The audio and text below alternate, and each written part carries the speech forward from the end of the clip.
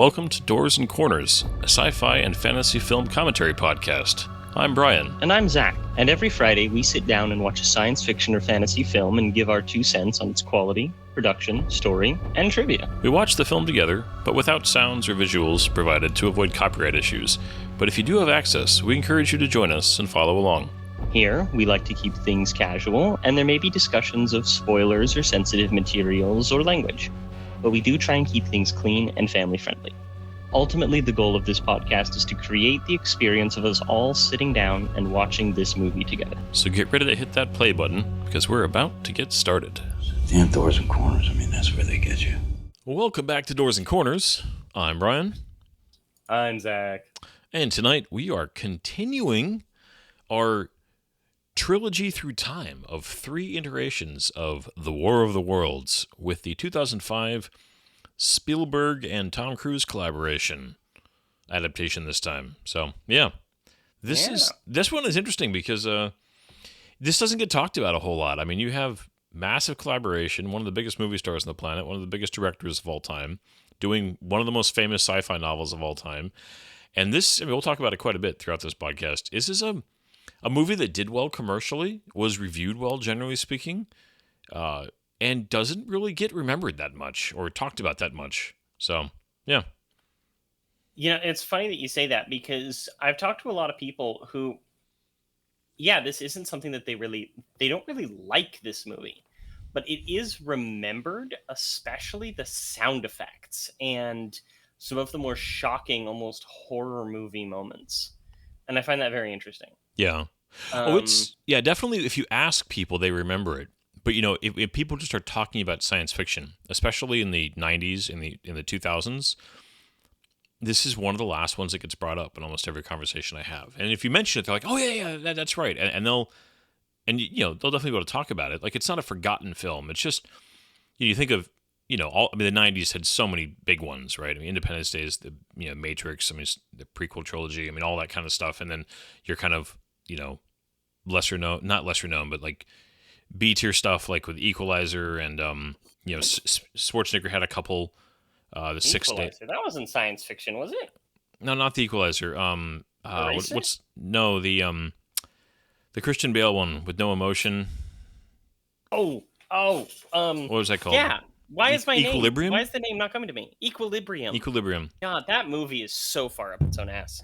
Yeah, it's a movie that I used to love, and I've kind of it's lessened. Anyways, and then you get into 2000s, and before we started recording, most people will bring up on their own Minority Report, which, if anybody's curious, we already did Minority Report, and that was a good episode with Pat was on that one with us.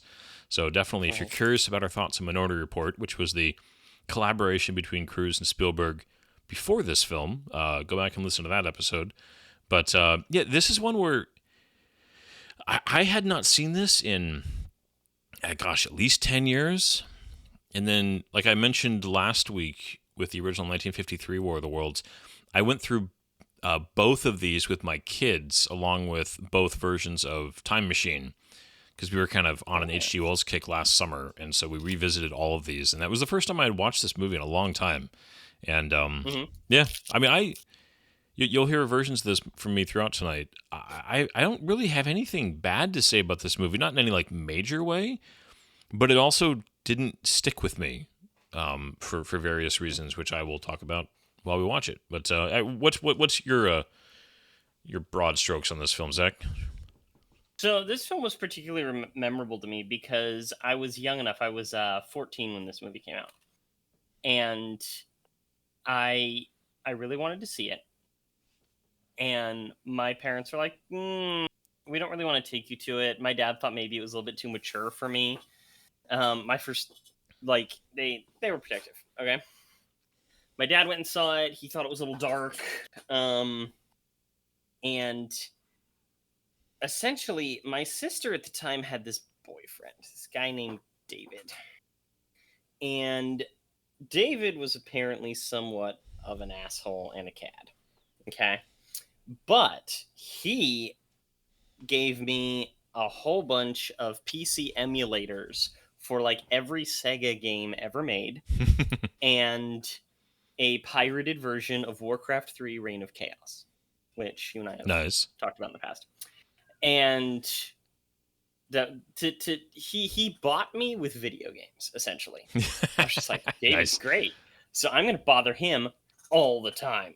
So David comes up to visit Shayna because he lived about an hour away. And my mom...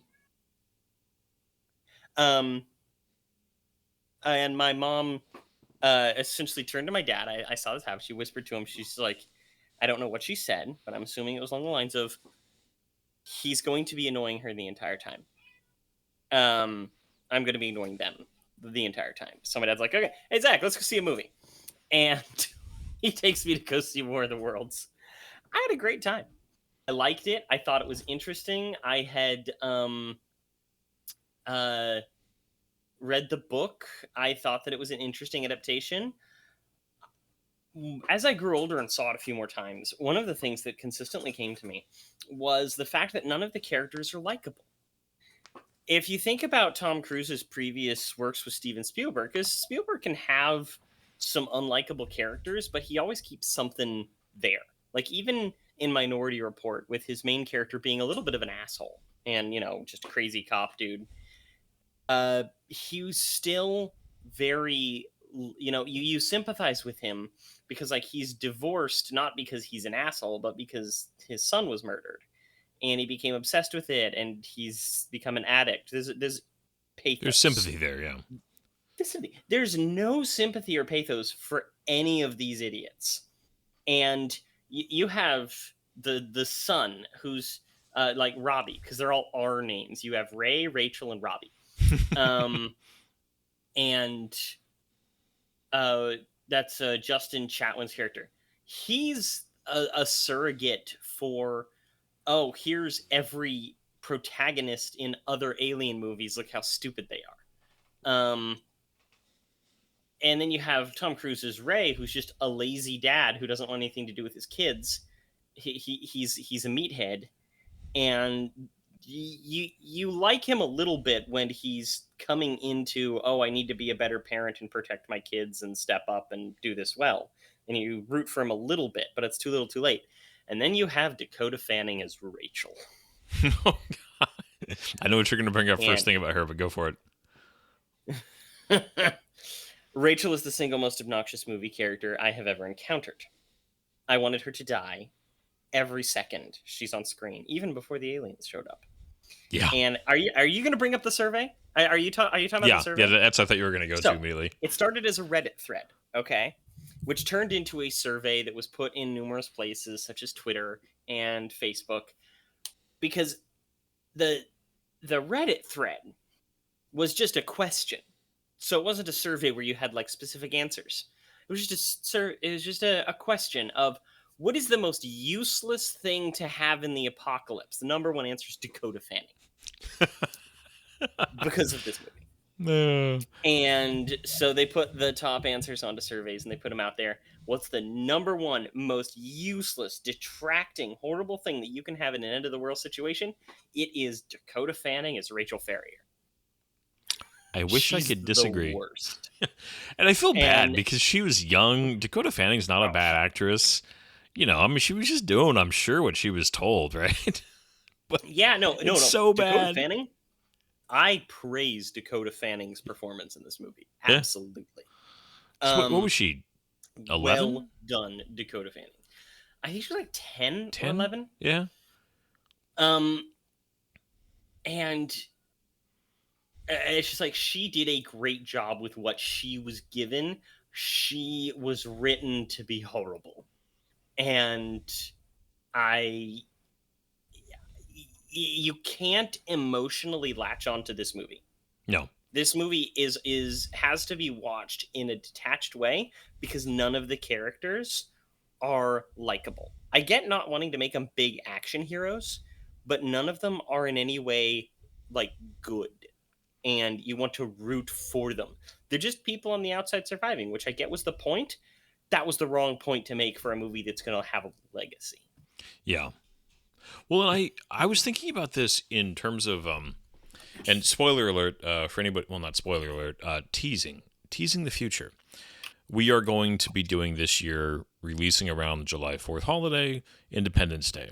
I'm looking forward to that movie a lot. Not looking forward to its sequel, which we're also doing, unfortunately. But Independence Day, which we talked about extensively last week, being very much a modern take on the War of the Worlds in many, many ways. But that movie, besides putting you, and audiences like this, audiences like being inside the people who are making decisions, people who are very actively involved. I mean, the president, the guys, the guy in the fighter plane, like just that, the scientists figuring out the solution, right? We like those kind of characters. Independence Day also had the benefit of having so many great performances by characters. I mean, you loved the president, you loved Will Smith, and you loved, why am I totally blanking on the scientist? Goldblum. Jeff Goldblum. I'm like, how could I forget his name? I couldn't think of the name Jeff. It's like, he's the Ian Malcolm. I guess. Anyways, but you had so many characters that just carried that, and because you remember that a lot. You remember, there's really three things to me that make you really remember films. And there's a lot of other secondary things, but kind of the big ones are really standout characters that you latch onto either because of humor or drama or charisma or action, just a character thing. You also, really will latch onto like a big moment, the kind of reveal that just people talk. I mean, this is a really cliche answer, but like the ending of The Sixth Sense, you're just like, oh my gosh, did you know that? It was, it's something that makes you remember a film because of a trick it pulled or a plot device it used, something that really makes it a piece of narrative about the movie. Or something that truly just changes, like something you've never seen before in film, like Star Wars back in '77, the first Avatar. There's other examples, but just like something that really stands out about the film itself as being like that's. And this movie, as much as it's got a lot of great stuff, just doesn't have any of that. It's a super competently made movie. It's Spielberg. I think Spielberg phoning in a movie is better than half the directors on the planet, wish they could do on their best day. So it's just like it's interesting you talk about characters because, yeah, and we've talked about it before. We with a few Tom Cruise films. I'm somebody who really likes Tom Cruise. He's a weird guy, but I generally enjoy his performance. I enjoy the energy he brings to movies. The guy's such a workaholic about film in general. And this movie doesn't really stand out. And I agree. As much as I love the book and its attempt to have your point of view being somebody just kind of caught up in events and not really shaping them in any way, it didn't work for a film of this level. They needed something else. And there are definitely some standout sequences. We'll talk about them. But there's just nothing memorable character-wise. Go ahead. Exactly. They needed a character that you could really root for. And the fact is, it couldn't be Tom Cruise. It's not that, they needed to write the character of Rey better. It's that Tom Cruise has this area of stardom, okay? And I think that maybe like Dwayne Johnson, The Rock, is in a similar vein as this, where you can't not see them for who they are in whatever role they're in. Yeah. But because of that, Ray Ferrier's not a character in this. He's Tom Cruise. Yeah, yeah. And there was a guy who I knew who, unfortunately, is an asshole, but he talked about how he couldn't watch Tom Cruise in movies taking him very seriously. And I think we were even discussing this movie because, as he put it, all he could see is this guy walking around on screen going, "I'm Tom Cruise. I'm Tom Cruise. I'm Tom Cruise." And there's something kind of true to that. In a lot of his films, yeah. I think there's some exceptions, but yeah, I also don't completely disagree. It's just, it's so hard to divorce Tom Cruise from the roles he's playing. Because it's not, oh my gosh, it's Ethan Hunt from Mission Impossible. No, it's Tom Cruise. Yeah. And you're going because it's Tom Cruise. Well, it's just, this movie needed a different lead. which it couldn't have a different lead because the fact is Tom Cruise is the one who got this ball rolling. He went to Steven Spielberg and said, "Hey, want to make a War of the Worlds movie?" And they did. Yeah. And it's just this movie couldn't happen without Tom Cruise, but this movie needed to happen without Tom Cruise. Well, I think you I mean, because two quick things. Tom Cruise works very well when he's like I think of like John Wayne's a good example of like a classic actor. When you put him in a movie that's made for him for the type of acting that he did, it works great. Because if that's what you want, he's going to deliver. Because he's I mean, again, John Wayne is I know I'm somebody who's a big fan of John Wayne, but he's always John Wayne. He's just a variation of John Wayne. He doesn't play characters. He plays himself as a cowboy or a soldier or whatever. And Tom Cruise is very similar. If you wrote this movie, if you constructed this movie where he was somebody who was steering events because he was, you know, a soldier or a pilot or this movie could have worked just fine with Tom Cruise if you had leaned into, you are Tom Cruise, you've got to do something specific that leans into your strengths. This movie, it would have been very different, very, very different. And who knows, it might have been amazing, but it would have worked with him. But if you wanted to do this type of War of the Worlds story, you definitely needed, what's actually interesting, I was wondering what you think about this. They have a great actor who I think could have done it. In one of the standout sequences for this film, down in the basement, I think Tim Robbins, if he had played Tom Cruise's character, is one of the type of actors who could have absolutely done this version of this movie. Something like that. You know who else could have done this? And it would have been hilarious? Is another actor who's already performed in War of the Worlds and what is considered the most accurate and possibly best adaptation of all War of the Worlds, Liam Neeson. Did you know he did War of the Worlds? I didn't. Is that like... Yeah, he did the stage musical. I'm like, okay, I should know. Yeah, you need somebody who's not immediately associated with action. Yeah, but no, you're exactly right, because that was something that I was thinking about, is that Tom Cruise could have done this if he wasn't playing a role that Steven Spielberg even said this, that was almost like therapy for Steven Spielberg's daddy issues. It's just the way it is, you know? And the result is this very unbalanced movie that I think is excellent and is a really interesting, post 9/11 disaster movie, because we stopped with a lot of disaster movies after 9/11, and adaptation of War of the Worlds. As a War of the Worlds adaptation, I would say this is a 9 out of 10, but it is lacking the Thunder Child, so it gets like a 7 out of 10. Why they refuse to let the military get any kind of a win in any of these movies is weird. It doesn't mean that they have to like win the whole thing, but just why they couldn't make show that it's a war and not an extermination of the humans. And it's an odd thing that they've never done that. But I mean, because this movie tried to avoid a few cliches, right? It didn't want to have the tripods arriving. It didn't want to, it doesn't blow up any iconic landmarks, right? You know, they kind of got away from a lot of, again, Independence Day was the polar opposite, right? Where all you do is blow up famous locations. And this movie tried to not do that. And there's no bigger rival scene. I think that's a 9/11 thing more than just we didn't want to be like the other guys. Well, I mean, the writer of this film, I know, said in an interview that he was trying to avoid that, but I'm sure that he was also influenced by the idea that destroying famous buildings was kind of off the table for a while there in Hollywood. Right? Yeah. Okay, we should start this movie. But there's something else I want to talk about, because Brian, have you ever enjoyed the cinematic masterpieces of Asylum Films? I don't believe I have. They've brought us such incredible things as in 2007 they released the movie Transmorphers and Sharknado. Okay, I have seen Sharknado. I've seen the first two. And then back in 2021 they released the movie Planet Dune. Okay. I'm not familiar with that one.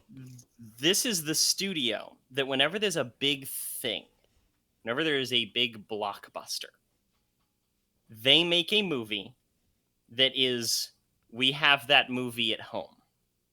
they spend $1 million and make a shitty version of that movie. Did they made one of these? Movie. No. They had to make one of these because they were about to go out of business as a legitimate movie studio when Blockbuster accidentally ordered 500,000 physical copies of War of the Worlds from Asylum because they were making one that they were actually about to shut down production on because they ran out of money. And they went, we need to finish this movie really fast and ship 500,000 copies to Blockbuster before they realized their mistake. Because they were trying to get this movie. Uh-huh. And they released a crappy War of the Worlds. And from then on, they adopted a business model of making a crappy version of something popular because Blockbuster made a mistake in ordering and ordered the wrong War of the Worlds. Wow. And it is the reason why we have masterpieces such as Sharknado and Transmorphers and Planet Dune and all of these other things where young actors and visual effects artists and directors are like, we're going to do something terrible to see if we get noticed. Okay. Other than Sharknado, I've not heard of any of those. And I dare to say that I'm glad I haven't heard or seen any of those. Sharknado, it's fine. I understand what it was, but I don't ever want to watch it again. I don't know if we'll ever get to that on this podcast. Mm-hmm. But why don't you give us that is interesting for sure. I did not know that. Okay, Snakes on a Train, The Da Vinci Treasure. Oh gosh. Pirates of Treasure Island, Bram Stoker's Dracula's Curse, Transmorphers, AVH, Alien vs. Hunters. Oh god. Okay, 2012 Doomsday. So many others of these things. The Day the Earth Stopped. Literally, that's one that they made at the same time the Day the Earth stood still. You are hurting my soul, man. Oh, there's so many more of these things. The Terminators. Paranormal Entity. See, Titanic 2. If you told me before, like all of this, that you were naming a porn studio's parody lineup, I would believe you right now. Mega Shark versus Crocosaurus. Oh gosh. Oh, a recent one that they had was Meth Bear. Was it Cocaine Bear? Uh-huh. Yeah. Okay. They have Independence Day at the same time as Independence Day Resurgence, but it's Independence, not like Independence. It's ENTS. Oh gosh. Okay. A spelling error. A title. Okay. There's so many of these things. There's hundreds of them, Brian. Oh dear. I can't imagine making a career out of mediocrity. They made Atlantic Rim. Oh god. All right. You got to spare me, man. Okay, why don't you give us the sweet deets on this movie because we got to get into some actual filmmaking here because my brain is hurting. I'm going to make us watch some of those in the future. Okay, this is War of the Worlds, 2005. Rated PG-13, 1 hour and 57 minutes long. Directed by Steven Spielberg. Written by Josh Friedman, David Coop, and credited by the original works of H.G. Wells. Top cast, Tom Cruise, Dakota Fanning, Tim Robbins, Miranda Otto, Justin Chadwick. That's it. Yeah. Yeah. Wasn't the next person that they credit is bartender. Yeah, not a deep cast in this movie. Although there is some decent acting in the when we get to the scene with the minivan and the crowd. Some of those people actually did a pretty good job. But we'll talk about that when we get there. Anybody who is about to start this movie with us, we appreciate it. We also appreciate any feedback anybody wants to give us, subscribing to whatever podcast provider you are using. We appreciate it. Leave us a comment, a suggestion, a movie you'd like us to do. And as always, if you want to watch this movie along with us, we encourage you to do so. Or if not, just listen to us yammer about it for the next 2 hours. So we're going to hit that play button in 3, 2, 1, go. Hey. DreamWorks. Oh, yes. So great. Oh, back in 2020, they had Top Gunner Oh God, you're still on this. Yeah, no, dude. Jurassic World. Oh, Oh man, Robot Apocalypse. you know. Mooncraft instead of Moonfall. Oh gosh, a total just side thing that I just thought about. I'm sure I could research this. Why Spielberg basically got rid of Amblin and went to DreamWorks. I know DreamWorks Animation was the thing, but kind of what was the behind the scenes? Because Amblin was this big company in the 80s and then into the 90s, and then DreamWorks, is obviously is 2000s and on. I believe he sold that company. I don't think DreamWorks exists anymore. DreamWorks doesn't exist anymore? Well, not in the same. Okay, well it says right here, Amblin Entertainment.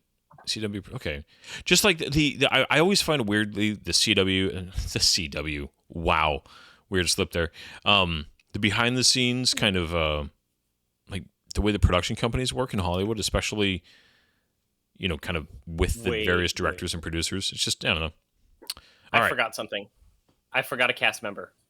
Oh, right here. The luscious, incredible voice of Morgan Freeman. Morgan Freeman. Narrator.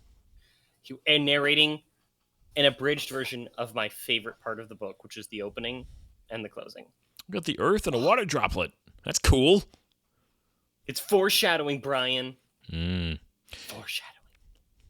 And then Mars turns into a red light. Ooh.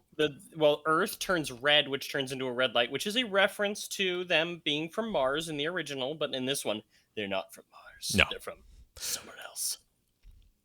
It's interesting, too, because some of these shots they seem older than 2005, even though this is, set contemporary, when it was filmed.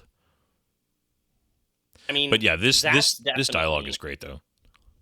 Mm-hmm. No, this is definitely stock footage. Because one of the things about this movie that's very interesting is how fast it went. Spielberg says that he's used to having fast production times, but even by his standards, this one was a little quick. This thing is nuts how fast it was made. It had 3 months of pre-production, which most big movies will have a minimum of 6 months. It was filmed in about 2 months. And its post-production wasn't super long either, which is crazy given how incredible the special effects are. Yeah. I mean, I'm assuming because this is Spielberg, ILM did all the work on this movie, correct? Yes, this is ILM, and this is John Williams. I love John Williams. I did not know that this was John Williams' score until I was researching this movie. Yeah, I mean, has Spielberg ever worked with a composer since Jaws besides John? I think John Williams has done all of Spielberg's films. Not all of them, because, Williams has mostly retired. Yeah, but I mean, maybe like one or two recent ones. But I mean, there was a good stretch there of a couple decades where I'm pretty sure Williams did, Spielberg did not work with anybody else. I mean, let's take a look here. So we got. I'd be kind of curious, have like a crane operator. How realistic is Tom Cruise's crane work here? Apparently, fairly. I genuinely thought that it was going to somehow tie into the end of the movie. I thought that they were going to have like an action-y climax in which he like gets into a crane and hits a tripod with it. Because they even make a point here. I mean, and again, I have a feeling this might be Tom Cruise's, like, I feel like there's a little bit of his ego in here. That this opening dialogue establishes that, he's like very good at his job, right? Like, the idea of like, well, the problem with this guy is he can't do it as good as you can, essentially. So they even, they can't even just let him be a crane operator. He's got to be like an exceptionally good crane operator. Yeah. And yeah, to not tie that in somehow is kind of strange. Do you know about this car? I mean, it's a Mustang. No, this is a 1966 Shelby GT 350. That car's a $400,000 car, minimum. And he has a second one in his garage. He's a really good crane operator. His garage is full, which means he leaves this thing parked on the street outside of his house in the driveway. Like, sir. Yeah. Okay, right here is this movie. One of those things that this movie's oversaturated a little bit, right? Like on purpose. It's so just much. kind of soft. The weird halo Yeah. that appears around people in some scenes is really strange. Teeth. Yeah, Yeah. it is always interesting to watch Tom Cruise try to play his idea of like just a normal guy. Tom Cruise is incapable of being a normal That's I mean, guy. like he's like this really is an actor trying to be like, okay, what would like, how would they talk? How would they act? I have no idea because I have never been. I don't think Tom Cruise has ever been a normal person. I think I don't think he's a sociopath. I've heard people say that he's a sociopath No, I don't or a think so. psychopath or something. I don't think he is. I think he has autism. Maybe. I'm like not even joking. I think okay, Tom Cruise, please don't sue me for defamation. I think Tom Cruise has autism. I mean, because he's for as many people that he's got like an engine sitting here in his living room. But if he plans on putting that engine into that Shelby, that's a war crime. he's just, you're out of milk. But Miranda Otto, so this is 2005. This is, after Lord of the Rings.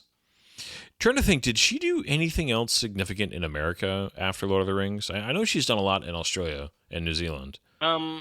So I remember her in a few small things, not like a whole ton. But apparently he shortly after Lord of the Rings, I know that she was in that Flight of the Phoenix movie, but Steven Spielberg wanted to work with her, so he went to her specifically for this part. I don't know how they met, got connected, but he wanted to work there. She's like, "I'm sorry, I'm pregnant." And he's like, "I can make that work." Gets a rewrite, and then goes to her and says, "Hey, want to be in the movie as a pregnant woman?"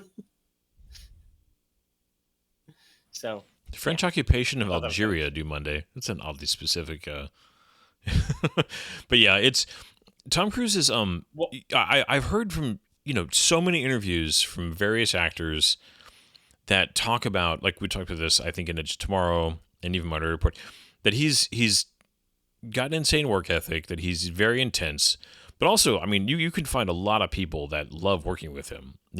That he's somebody who is very generous, but he's also like expects everybody else to kind of come up to his level as far as how much they're giving to the film. So, yeah, playing a normal person, I would agree with you that there's I'm not even remotely qualified to say if it's autism or something else, but yeah, he's not built like you and me. I'll put it that way.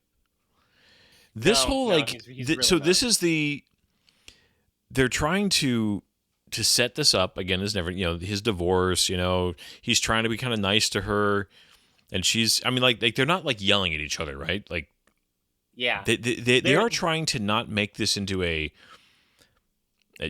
super egregiously what's the word, just really contentious divorce situations. But that's really it as far as building that, the history there. That's and we get a little bit through this kids later, but then we have the whole lightning storms. What do you think of the whole idea that they were always buried? Shit, I hate it. You don't like it? I hate it. So, because that means that this was planned out way ahead of time, right? That the aliens were Which basically... does make some sense. Okay, so say that you're a completely malevolent, sociopathic race of aliens that feeds on biological life in order to reproduce, which is what the original plan is for this, and implied in a few areas. You're gonna find a planet that has the proper biodiversity in order to in order to feed that, and you're gonna set up for harvest, even if it's thousands or millions of years in the future, right? Because they're that type of species. And so you're gonna go ahead and just deliver the equipment, and when enough of these monkeys have multiplied that it's time to harvest, because a bunch of people are like, well, why didn't they just go back to the 1800s? I'm like, no, they need human blood to replicate. This is, or to feed themselves, okay? Which means that they need a certain amount of humans to be present. So they're probably monitoring and waiting for humans to hit a certain population threshold. And then once that population threshold is reached, then they send the invasion force. They cull the herd a little bit, and in order to prevent resistance, and then they abduct and eat. Okay, they feast. Result is, so it makes sense. I don't think it was needed. I think it was stupid. They didn't need to do that for this movie. This is an adaptation of a book. We could have gotten something really cool. I like the scene of the tripod coming out of the ground, but yeah, This whole sequence has been interesting because it is like this is they did try. They're trying to build some kind of relationship between him and his kids. It's just awkward. But they're doing the whole. I don't like this in general when you have the kid like teaching the parent, and I'm not by any means suggesting that there aren't times where there are such inept parents that the kids actually are better at praising themselves than the parents are. I mean, I know that does exist, but it's just something that was presented on screen. It always comes across as just obnoxious to me. well, that's just it. Like I was saying earlier, the characters are unlikable. She's a know-it-all. She's one of these people where her entire thing is being unique, and she has an anxiety disorder, and she screams really loud, and she's so smart that she's going to educate the parents while he's a neglectful parent who doesn't know what to do and doesn't know what hummus is. And you have angsty teenage boy. They're utterly unlikable assholes. If I was neighbors with these people, I would avoid them at all cost. Yeah. It's just like, oh crap, the farriers have the kids again. I'm gonna wait till he takes his trash out and goes back inside before I take my trash out.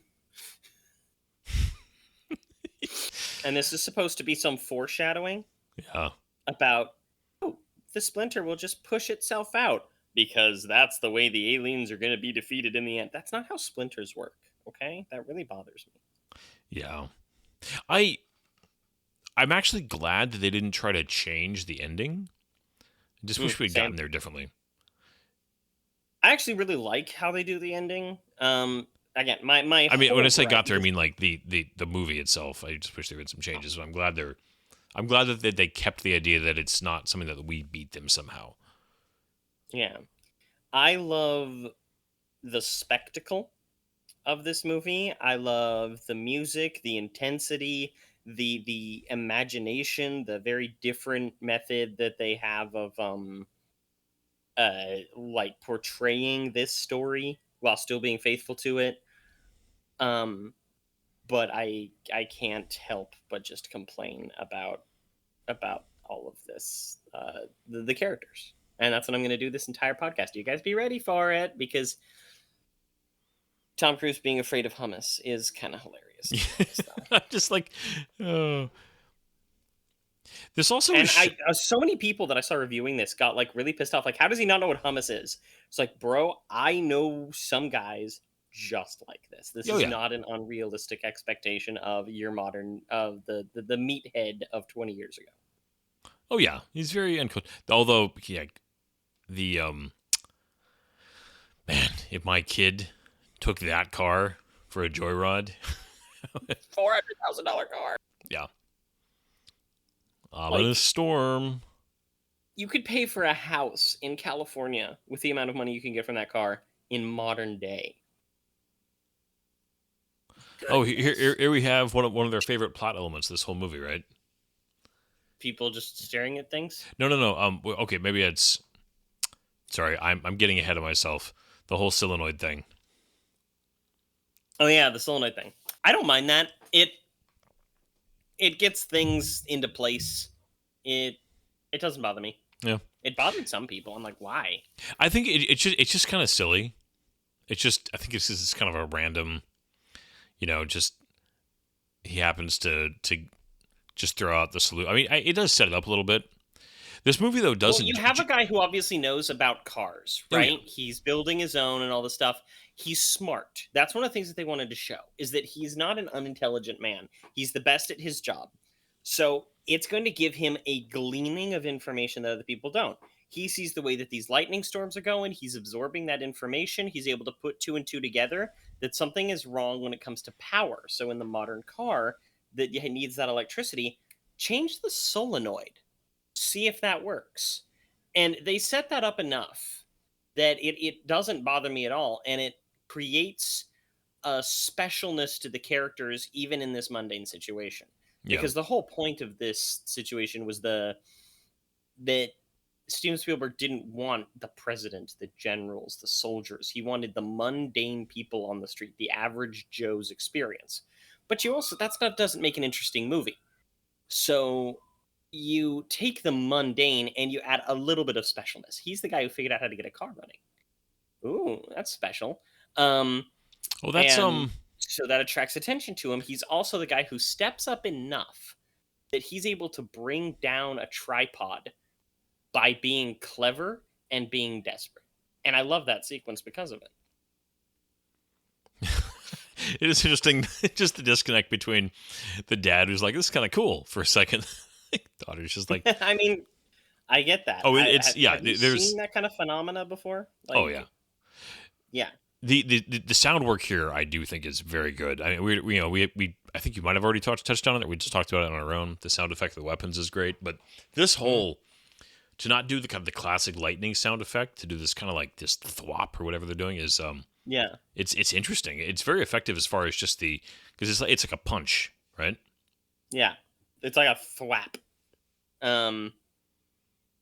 But I like this. Yeah. Um, Well, and this movie, the just like tension the original build-up, one, the, it like, launches the right audio. into it. I mean, we're 15 minutes in, and Yeah. I'm fairly certain I had that same table. I think several of us did. Oh gosh. I mean, it does make sense if this is early 2000s that most of the furniture and decor would still be 90s Mm. because this is not, obviously he spends all of his money on his cars. Right? Definitely I mean, that fridge is that from fridge. the 80s. I just was about to say the same thing.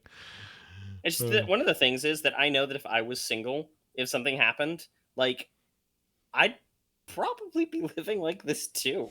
I'd have my 3D printer in there, you know? Yeah. Oh, yeah. Power's out. Stop asking so many questions. Yeah, like, could you Oh. imagine having this thing as a daughter? Like, you have kids. Imagine if your kids were that annoying. Okay. How would you handle that, Brian? Not Do you well. just sit them down and hit them? Oh, it's a corded phone. Ooh, oh, look at that flip phone. Nokia. Yeah. Now the idea he's got an freaking Omega watch. Look at Yeah. that. Yeah, he's got a $400,000 car.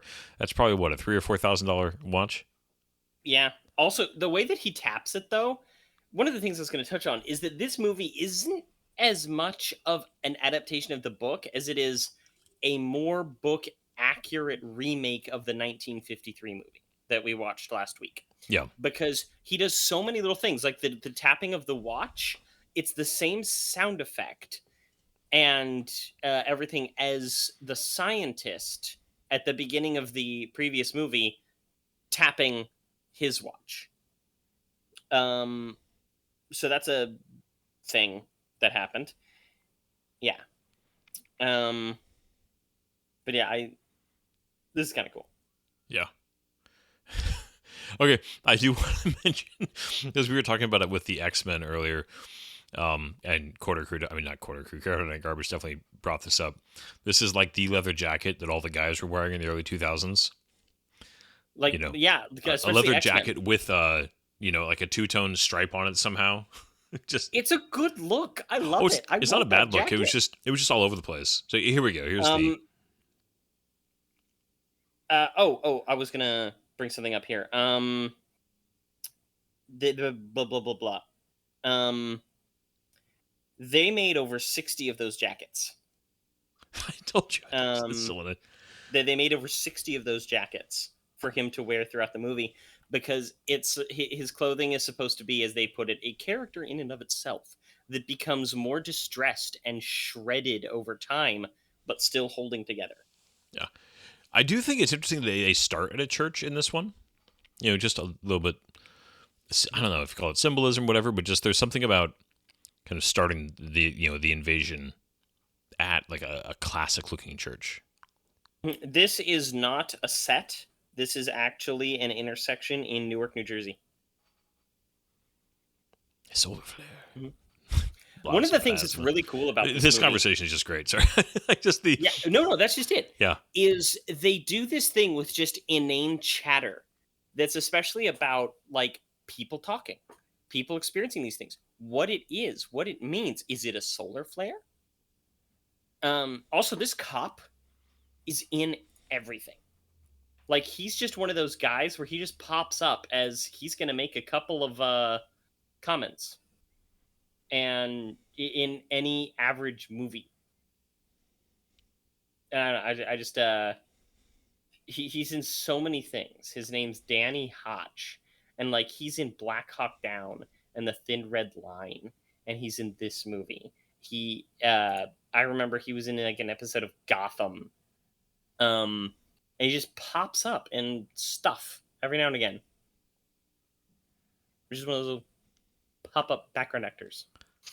The detail he puts the rock in his pocket there. Just this other guy with the mustache also he appears in a lot of things. Yeah. This whole opening, like the next 10 minutes is phenomenal here. Yeah, it's so good. The horn, okay, is that horn that they actually use for the tripods here is something that still pops up in like social media as something evil. So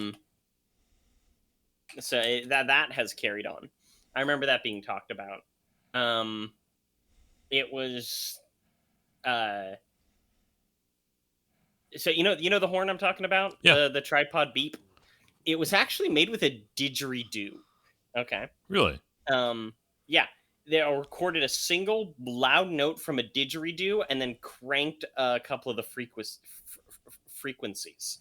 The sound designer, a guy by the name of Richard King, talked about how it was actually like a really simple process, and he was nominated for Best Sound Editing for the movie.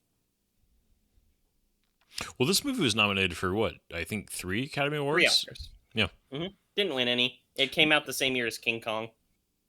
Yeah, that's right. This poor church. But I one of the things I liked is it has it in a circle, right? The ground is breaking in a circle, and it rotates just a little bit. And it's this totally unnecessary detail, but it's really interesting. Is it a tiny bit of an homage to the idea of the canisters unscrewing, and then the actual in the 1953 movie they actually had the thing unscrewing? In the original book, I mean, it very much talks about that. Yeah, too. The original book had the end of the cylinder unscrewing, and I think it might be a reference to that. That's a good call. Another thing is the amount of practical effects that they used. Like that church falling off, that was a miniature that they built. Yeah, you can tell that was not CG. It looked good. Mm-hmm. Yeah, all the guys in the crane and everything like that were actually there. Obviously that effect there is CG, but it's also a lot of practical effects. The dust coming up wasn't just a cloud sim. They blew up a thing of dust and composited it in. Yeah. Well, this is also like the really good work being done in the early 2000s. I think this was kind of the golden age of the combination. I mean, Lord of the Rings is one of the best examples where you're combining really good practical work, but we were finally at the point where CG was getting good.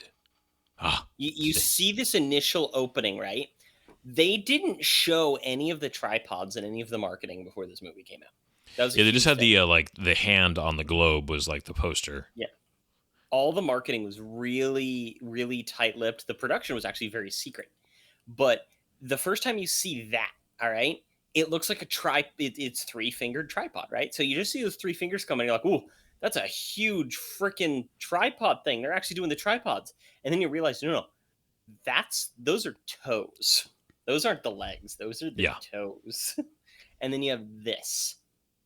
And just imagine being in the theater the first time. I mean, you saw it in theaters where the marketing is not showing anything. The internet isn't huge. YouTube hasn't been made yet. It's like, it was so cool. Yeah, this. I mean, I was very excited about this when it came out in theaters. I'm like, okay, Spielberg's adapting War of the Worlds. I mean, I was there for it. I definitely saw this in theaters, and I remember enjoying it very much. And yeah, this being very the Like, the, seriously, the tripods themselves having a lot of impact, but that wide shot there, giving you a wide shot right away is just cool. Also, I mean, just that shot with the smoke, and I think these are very well designed. I like the look of them Oh, yeah. very much. No notes. No notes. Yeah. I would go see this movie in the theaters if I saw that it was a flashback feature, but I wouldn't just sit there and go, I want to watch War of the Worlds and throw it on. You know? But because of this scene alone, among others, I would be like, ooh, War of the Worlds is coming back to theaters. I want to see that on the big screen again. Which I think is special. Yeah. Yeah. I do also think the There it is. yeah. Oh, that sound. And the dirt coming out because it's been buried, and it's like, do you think, it's vibrating to get all the dirt out of its joints or something? And the black smoke, just a tiny bit of an homage to it, right? Yeah, a lot of people don't realize who haven't read the book that one of the main weapons of the Martians was a toxic black smoke. It was supposed to be an allusion to H.G. Wells' desire to warn people about the industrial age and that black smoke will choke and kill you. I've always, in movies, there's always that mixture of like, would people be standing here just watching it? Or would they be running away? And it's always like, no, in real life, there's a reason we have footage of things, because there's the people who run away and the people who do kind of stare and keep watching. But I like the idea of, versus doing a heat gun. If you want to do the big mass, casualties, for lack of a better term, and you want to keep it kind of family friendly, this is a really good compromise. It also just looks fantastic as an effect. Yeah, and they actually, this one's focusing on this lady, and just like you see her come apart. It's terrifying. But they actually had Tom Cruise running through all these people, and they were blowing up powder bombs above them. Oh yeah, well, you can see on him, that is not CG. Like, he is coated and stuff, and it looks good. Also, that scene of the truck going through that window, that was practical. Tom Cruise was comped into the shot, and you could see that some of the smoke clouds that were there were CG'd, but they also did have smoke bombs going off. They actually filmed a miniature of the truck going into a shop window, and they composited it in. And I love that method of special effects, where it's not all CGI. You're mixing the practical and the CG. I think it looks best. At the same time, this team, doing the special effects is the top team. People talk about this as rough compositing. You could see some border lines and things like that. Well, they were rushed, as we talked about at the beginning. So fast. Yeah. This is the same team that did the same ILM team that did Revenge of the Sith. They were just coming off of Revenge of the Sith, and literally George Lucas and Spielberg were like, "Hey, you guys want another project that will pay you really well for?" And they're like, "All right." Yeah, this is the kind of movie. I think if they had 6 more months, it would have been flawless. I have no doubt. But the fact that, there's maybe 1 or 2 other effects companies in history that could have pulled this off in the amount of time that they were given and make it look this good. Mm-hmm. Yeah. Under IMDb's trivia, it says director trademark Steven Spielberg. The main character is a divorced father whose children are angry at him. Nice. Oh. Yeah. That's a lot of dust. Yeah. And unfortunately, it is other people. Yeah. That's terrifying. I do like his response. You watch these scenes, he's a good actor. Yeah. All right. He did really well at portraying these scenes, but he has established himself so much as Tom Cruise. And this was the peak of Tom Cruise crazy.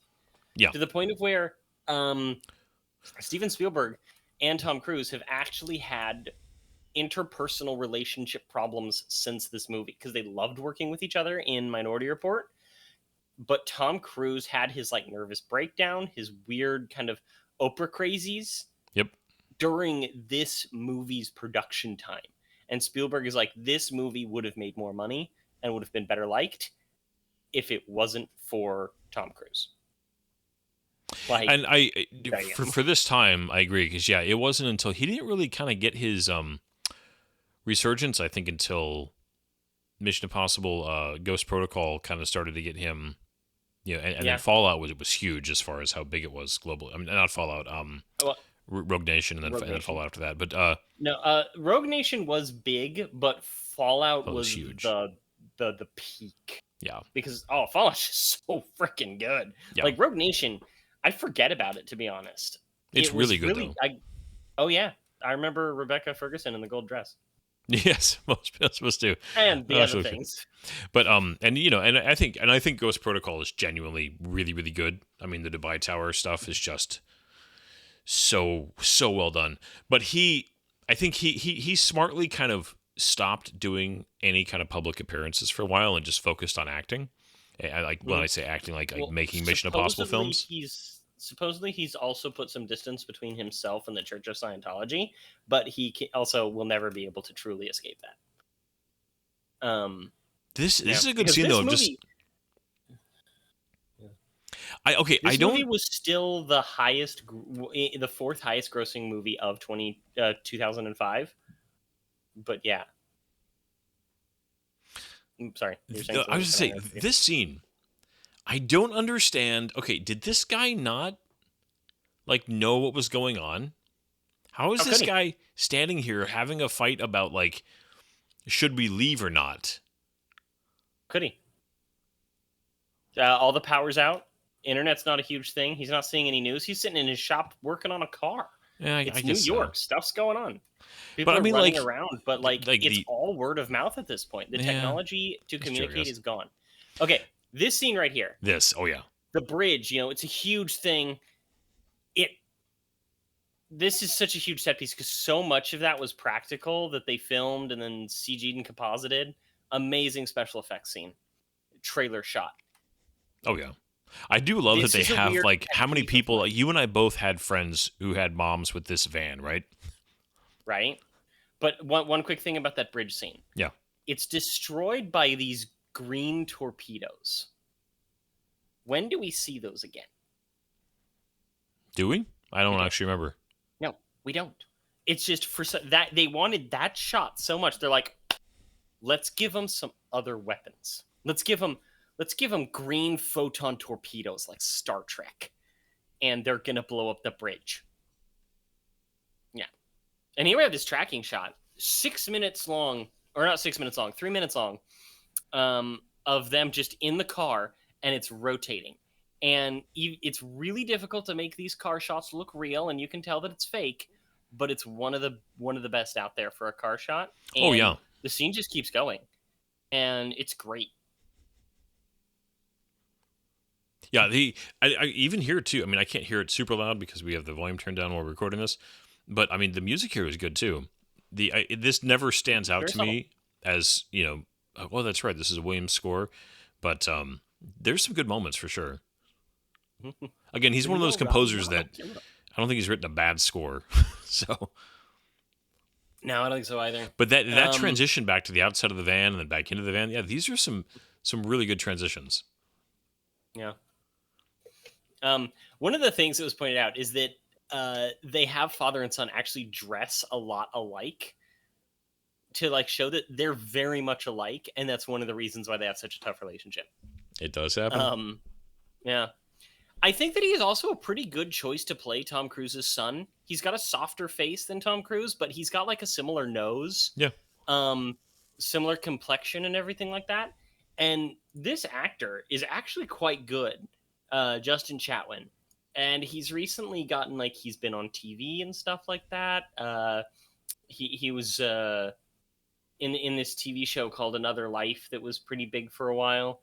But the poor guy decided to accept a terrible, terrible role Oh gosh. in the movie Dragon Ball Evolution, and I think it destroyed his career. He was Goku in the live-action Dragon Ball movie, which is one of the worst films ever made. Sorry, I was focused so much on when she starts screaming. She hits that pitch that just makes you just want to get violent. Yeah. So these people are going to stay a weekend in Boston, and they leave their lights on in their freaking mansion. They can just oh yeah, we're gonna Imagine the bill, okay? Yeah, they don't care.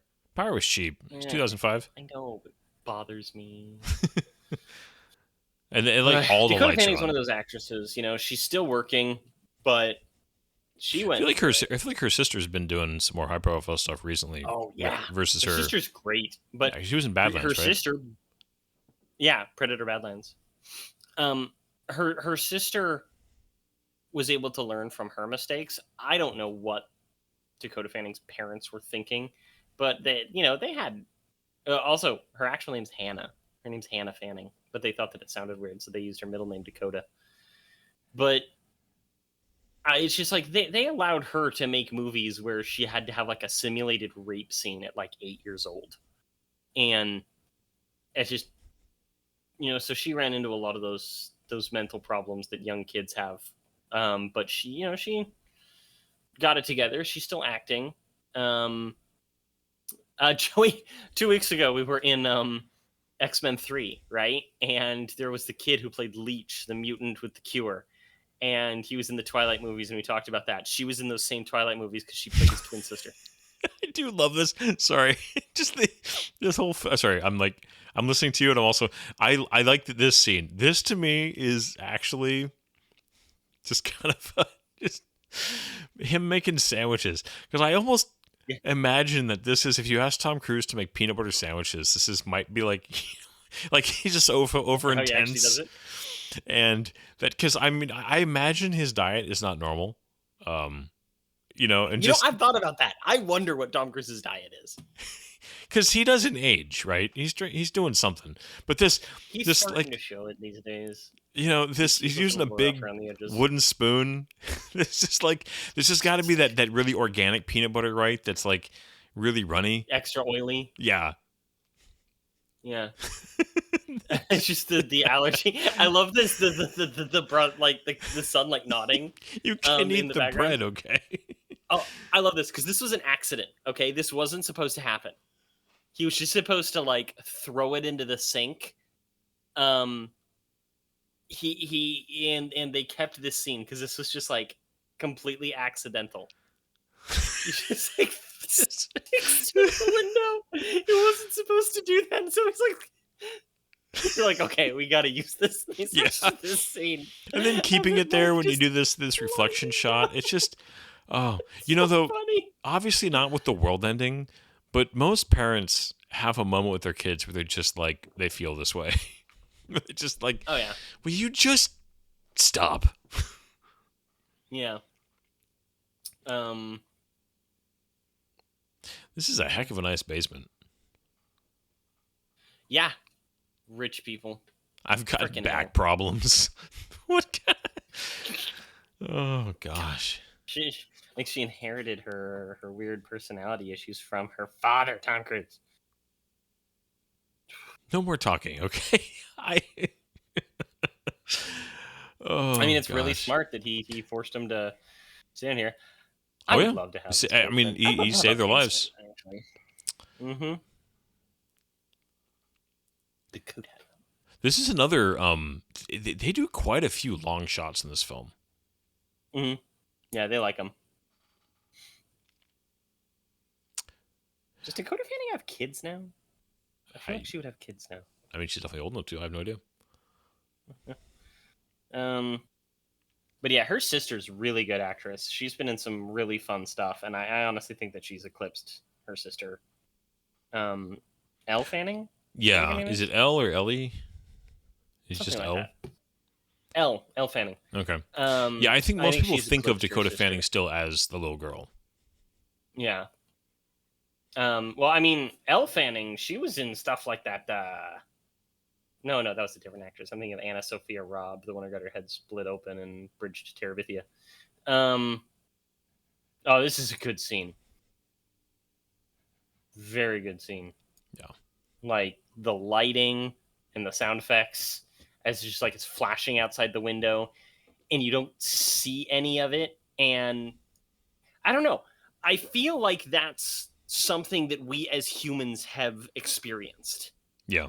Like, not to this extent, but there's something that, have you ever been in a house where it's like storming and thundering and wind outside that is so loud and terrifying, and there's that like question in your mind: is the bridge gonna get washed out? Is a tree gonna fall on my Oh yeah. house? Like, is the flood? Is the stream gonna flood? Especially growing up in the country, like you and I did. It it's reminiscent of that feeling of dread at something you cannot stop and is entirely inevitable. Yeah. Yeah. Man, there is something cool I get about what just you're like a doing running mechanical into room this and room, but I think this would be the wrong place to go into this mechanical room, because if there's like gas pipes in there or something, like yeah, it depends.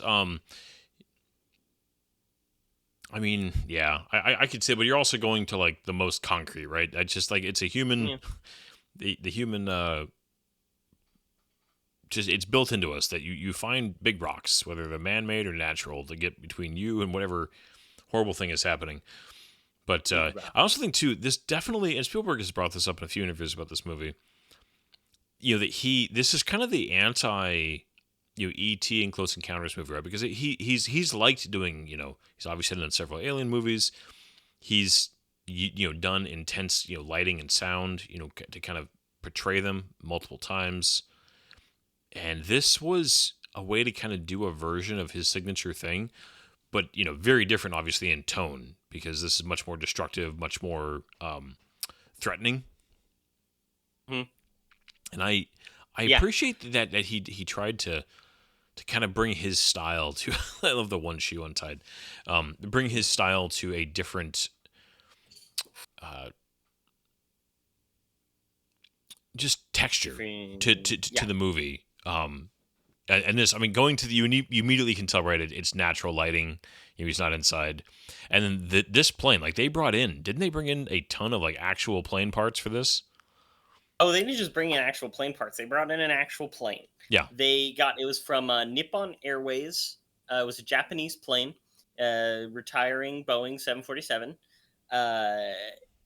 And they broke it up and they burned it and they made this entire set. The set's huge. And I don't know if it's still there, but as soon as 2021, it was still part of the Universal Studios backlot tour. Wow. What's interesting about Yeah. this is that, and I think we talked about this before we started recording. I can't remember if we talked about this when we started their actual episode, but they wanted JJ to write this movie, but he was busy writing the pilot to Lost, which also features a plane crash. Just an interesting little. I mean, I wouldn't be surprised if they used some of the same sound effects for that pilot as they did in this movie for that scene. Yeah, and that pilot famously also had, some real plane wreckage brought onto a beach in Hawaii. So yeah, and it's just like one of the things that was brought up, which I think is pretty unfair. Actually, it's just like, oh, these tripods came out, right, and they were doing all this stuff with the power loss, and they were there for hours and hours and hours, and this plane is still in the air. They would have grounded everything. It's just like they're forgetting all of the stuff that's been set up about no communication, about that, and it just takes and no power. Yeah, and it's like if it was on a transatlantic flight that's like 16 hours long, they're not going to get the notification. They're still going to be in the air in the middle of the night as they're coming in and being super confused. And oh no, there's an EMP and it knocks them out. And I mean, do you remember how old were you when 9/11 happened? I was old enough to remember. Yeah, but I mean, but like the details, because it took, I want to say 10 or 12 hours to get every plane out of the air in like on that actual day. Like, because on that day they grounded every flight in America, and it took almost all day to get all the flights landed and out of the air. I mean, there's so many planes in the air at any given time that even if this did happen, it would have taken so long, even if you could do it in any kind of controlled, organized way, let alone, with the mess that this would be. That to me is a very ignorant criticism of why was this plane still in the air. Like, it's only been a night since this happened. Mm-hmm. And this, I remember watching this movie with my dad, and he's just like, this is how you know that Steven Spielberg hates reporters. Like the way that this lady talks about stuff. Like she has that little final comment of like, were you on that plane? Oh, I also like this. It established that he's like, oh wait, no, there's a third guy. I forgot there's a third guy. Because he was supposed to be deaf, right? But this line right here. Hey, were you on that plane? And he's like, no. And she's like, too bad. It would have made a really great story. Like They just take off. that's Steven Spielberg's hatred of journalists Yeah. just coming out, you know. I mean, But it's this was convenient part that of a their trailer. car. This scene, like the close up of her, and it's just like him telling her, "You're gonna want to look around," and there's that horror, and it shows like stylized glimpses of this sequence as he's taking her out, and him looking out at this crashed plane and putting his hands on his head like that, but you're not seeing the tripods. You're not seeing everything else. You're just seeing this part. It's nuts. It was such a good taste, such a good tease of like, oh my god, what is this? Yeah. Okay. What do you think of this whole? Because we kind of have our first little glance of it there, and then we're gonna have soldiers coming up, and we get to the hill. The whole kind of subplot with Robbie wanting to like join the army all of a sudden. I think he is supposed to be kind of representative of one. He's supposed to be the opposite of his dad. His dad is running away and trying to pawn them off on their mom, right? He's trying to be independent. And also, I think he's trying to protect his kids because he doesn't believe that he is the right person to protect them. He's trying to run away. He's a coward, big quotes. Yeah. Where son is the opposite of father while also being the same. And so he's trying to not run away. He's trying to fight. I think he's also supposed to be kind of like the picture of the average alien invasion movie protagonist. And so it's just like, this is Spielberg's way of saying, this is what would happen to actual quote unquote protagonists if they were as brave and as daring as you see them in movies. Yeah. Because also, I mean, it is as much as I love a good hero. I'm not gonna pee in front of you guys. Yeah. Are you crazy? Just sorry. This whole thing is I as somebody who's raised two little girls, I can sympathize with the precarious position you're in as a dad, where you're like, you gotta keep an eye on them, but you also gotta let them have their space. So, anyways, the idea of like the line there, if you had any balls, we'd go back there and find a way to kill him. It's like, are you stupid? What are you gonna do? What are you gonna? Yeah, like what exactly? What are you gonna do? Oh, the bodies in the river. Yeah, the bodies like this is one of those things that's a little incongruous. Like, why are there so many bodies in the water when they do stuff that dissolves people? Yeah, and you could think of something. Oh, a boat capsized, right? Which would make some sense. We see something later like that later in the movie, but yeah, it's God, the trauma. And that was another practical thing. They had a whole bunch of dummies that they dressed up and put into the water. Yeah, why not? I mean, there's why CG that? Just but then this whole I get maybe the idea of what they're going for here, but it's just obnoxious. What? And you think a kid who dresses like that in 2005 wouldn't be that obnoxious? I'm sure he would. I do like the reaction of these soldiers looking at him like, kid, yeah. Just get out of here, just like what are they just gonna hand him a rifle and like, here you go? Just like they're not there yet. These guys don't have the communications to be that desperate yet. No. Yeah.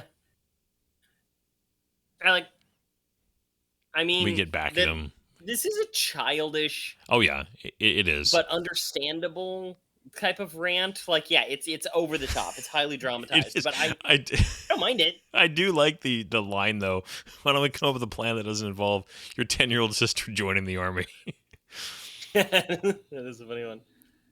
Now, I Um, do like where this goes. Just the idea that this ends up becoming about, yeah, you just want to unload us essentially. yeah, Like I don't because she's hate like too that. independent. Yeah, yeah. But then here, Um, man, there is something about like the tenor of her voice when she yells that's just it it hits something in your hurts. brain that like it's obnoxious, It but really I like is. it's And also like I'm emotionally sorry, hurtful Dakota too. Fanning. I know it's not your fault, but God, you're annoying in this movie. I'm sure she gets that a lot. Oh. But this girl needs some benzos. Oh. Yeah, she's And so this is good. one of those where you almost want like two films. You want like, the everyman in the middle of it, really no idea of the greater picture going on, little snippets. And then you also want like the bigger, the Yeah, the view what's from the going Oval on? Office type of perspective on this invasion, because I have a lot of questions just about the practicality and, okay, like what's the radius, is there like knocking out power, but obviously there's plenty of places where power was still on, and then how what are the different Yeah, defenses that have been used? Are all planes, or some planes can they do it, or I'd be curious as to all of the how would you organize this, and obviously H.G. Wells wrote it the way he did on purpose in this movie. I appreciate what they went for, but like I almost want this movie like as two parallel films with two different perspectives. yeah. This is okay. Um, This scene coming up though, this is genuinely like well done. I think that this is the because people turn into interesting creatures when they are terrified. And again, mhm. I thought that was one of the best parts of the old War of the World films when they showed, him and his truck getting swarmed by the mob. Yeah. Um, All right. So there were a couple things that I remember people bringing up about this scene. Also, the movie you were describing, where like a parallel view of like the president and everything, that's called Independence Day. We'll yes, get there in a few. you're right. I just Um, want this one with these tripods right. though. True. But this scene, there were some questions like I remember Caravan of Garbage, like I talked about, because they did War of the Worlds, and then a few other people. And in fact, they did War of the Worlds recently, which was really fun for us. But they're sitting there and they're like, "Oh, would people really be doing this and like this mob and everything like that?" And this is America, and they only have like the two guns. Wouldn't they all have guns and stuff like that? This is New York, Yeah, for one, there would where be some, very but not strict a gun lot. laws out there. Yeah. This isn't Texas. Yeah, this is in Texas. So, would people be doing that with kind of this mob mentality stuff? Absolutely. Wait, like Australia didn't get the big riots and stuff that we had during COVID, and like even Sacramento. Actually, Sacramento had a lot of them. It was, and you're up near Portland. um, Oh, the people like do blood on the crazy windshield. shit. This guy trying to like. Yeah. Um, but It is this is sad. pretty It is terrifying. one of those sad commentaries on just humanity that we act like this when our Hmm. just that this is a thing. Yeah, well, it's one of those things with like human nature. Okay, people love to talk about it's just like that. Oh, if you need the threat of a god and eternal punishment to not be a bad person, then you're just a bad person, and that humans are essentially good and all this stuff. They're not. They never are.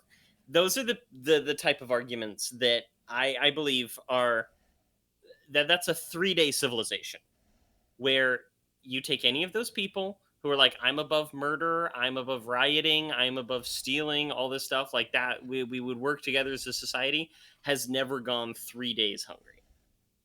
And once they kind of pass that tipping point, once they get into this sort of life or death panic, like we're seeing here, they will act like Oh yeah. monsters and they will justify it. Yeah,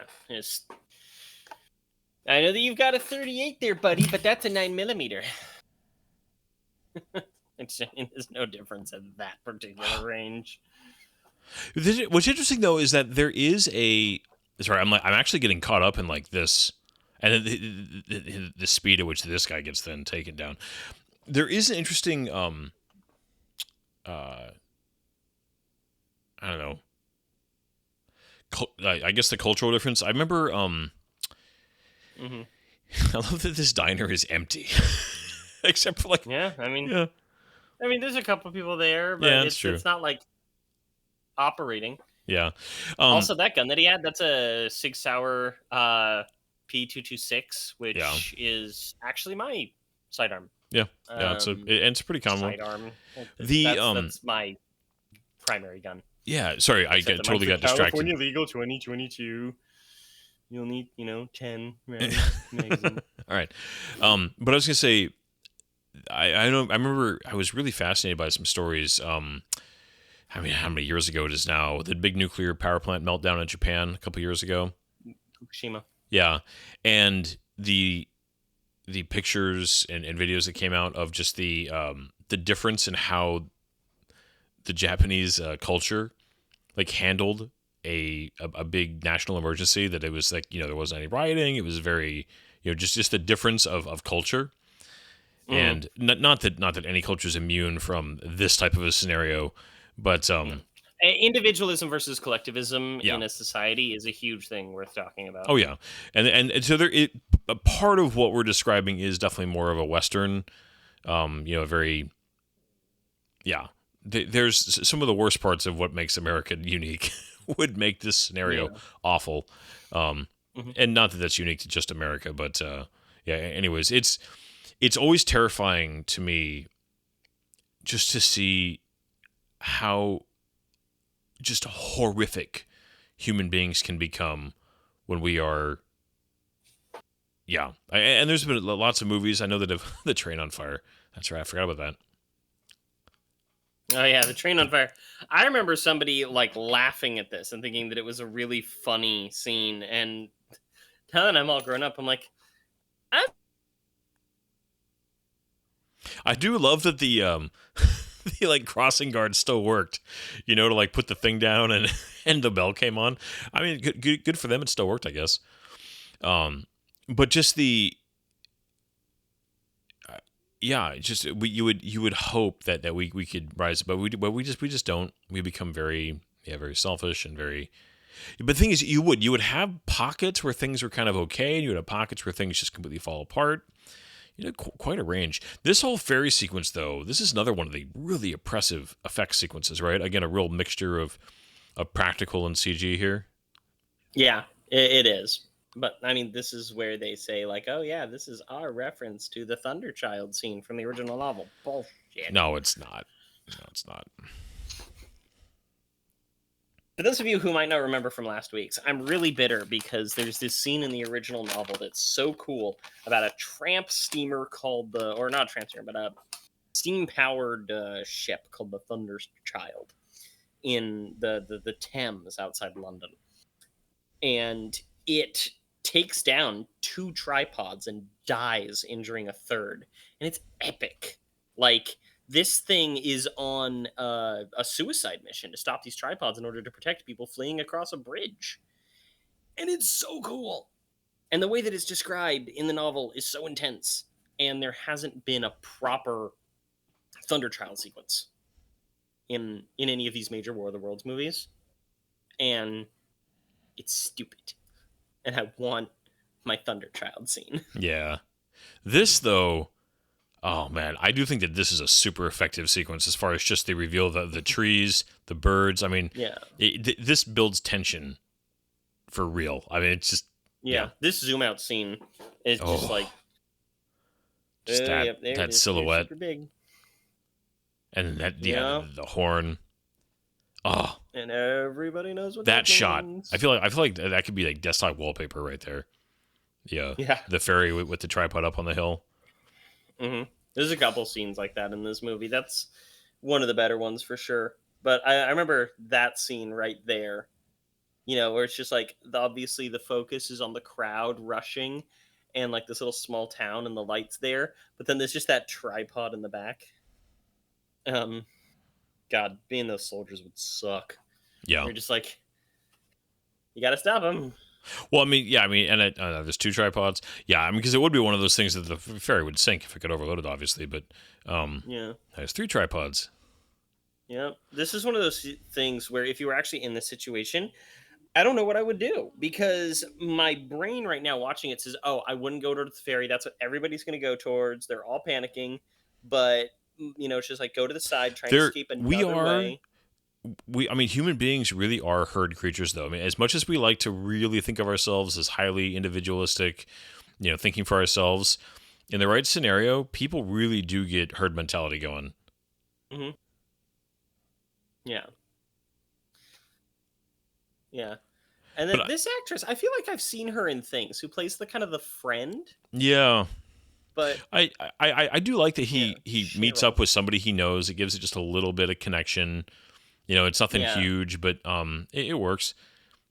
And then I also love the detail of I don't know if it's supposed to be a combination of a little bit of snow here, or if it's actually supposed to be ash from like people who have been disintegrated floating around.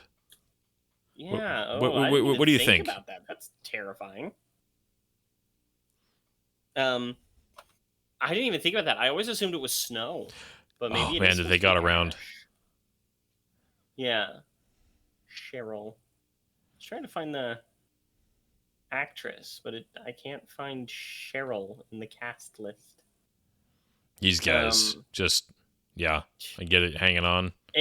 I feel like they were going for almost a Titanic thing. Yeah.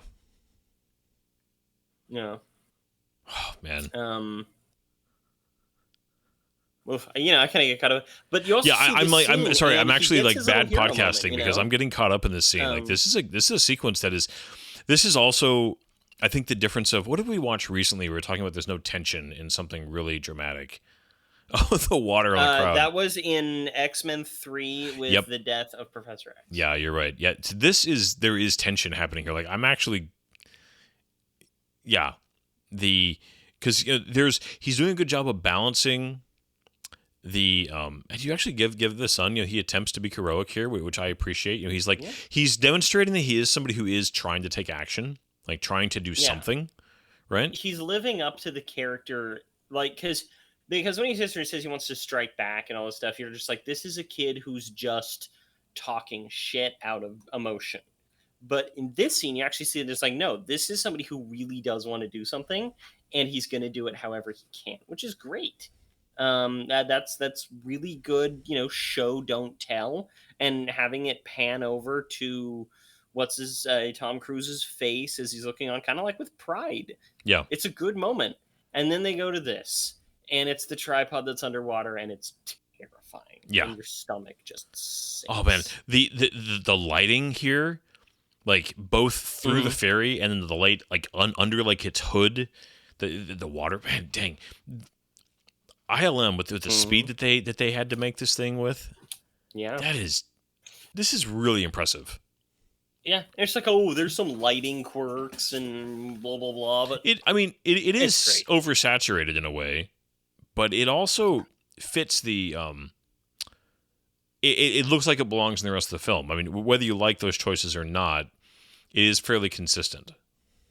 Yeah, well, I hunted down a Corridor Crew episode where they were going over the stuff in this movie, and they didn't go over this scene in particular, but they're just like, yeah, there's some weird things about the lighting and the comp work here and there. And somebody's like, yeah, they had like 4 months.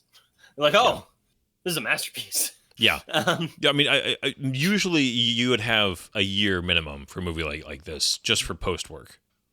Yeah, I think they had 6 months. Yeah, or something.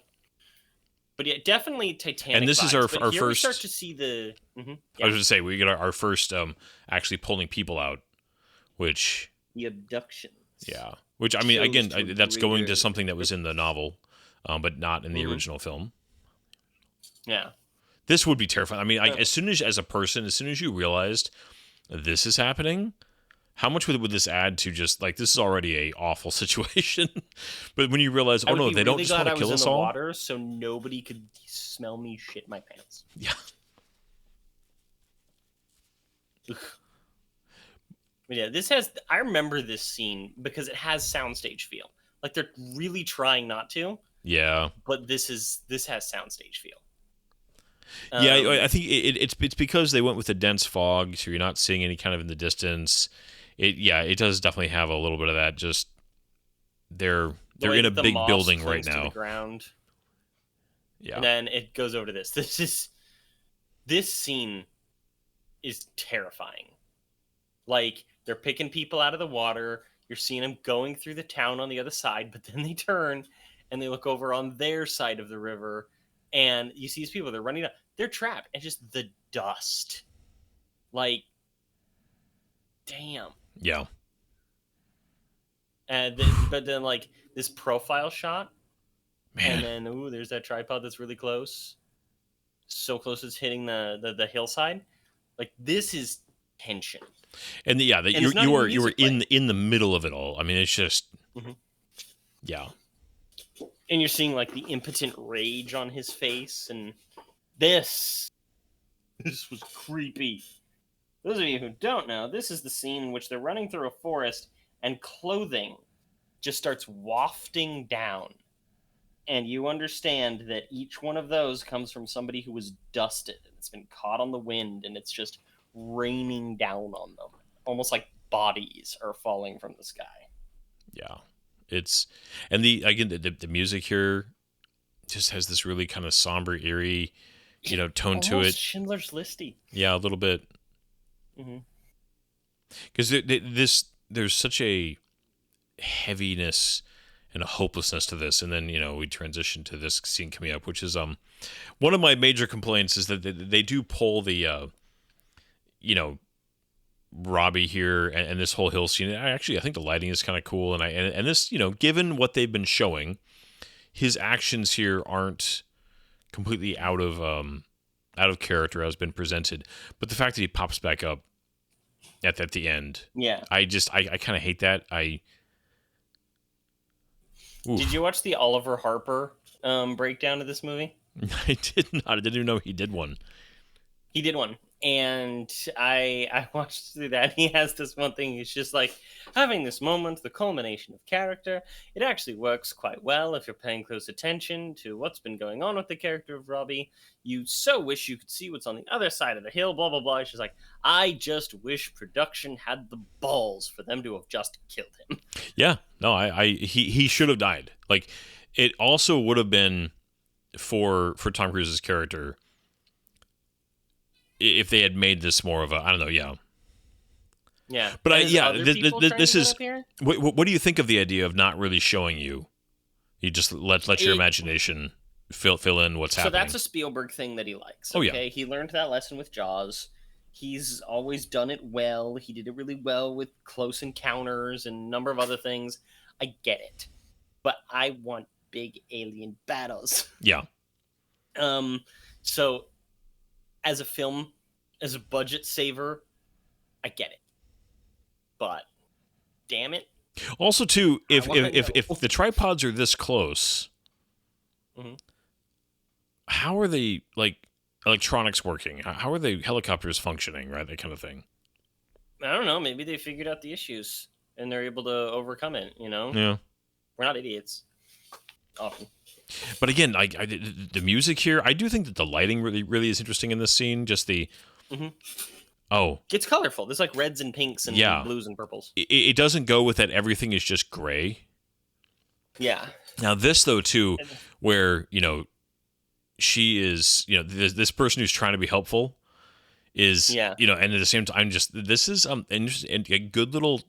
This is one of like the few ways you could make this scene work where like he walks away from his son, because I mean what else would have been believable other than his daughter being like hauled away by a stranger, and he's like basically having to choose. And I like that they made it somebody that's like trying to do good and Yeah. trying to be kind, instead of it being like, oh, it's a creepy man who's going to kidnap her or something. Like the lingering like shot They on do- his hands. yeah. That's the type of thing that a lot of other directors wouldn't do or wouldn't think to do. Yeah. Black 6 attack. I mean, The military's trying. Just let him die. Just let him die. Yeah, Like, even here, the way that they act when he shows up, mm, you know, just letting, yeah, it is a nice change from the. I'm so yeah, glad. it's Sorry, creepy right there. kidnapping. I'm so glad that he didn't run straight away from the Humvee, and they didn't have some kind of stupid action beat. Now that shot, oh man, the tripod yeah. with the flame, I remember that.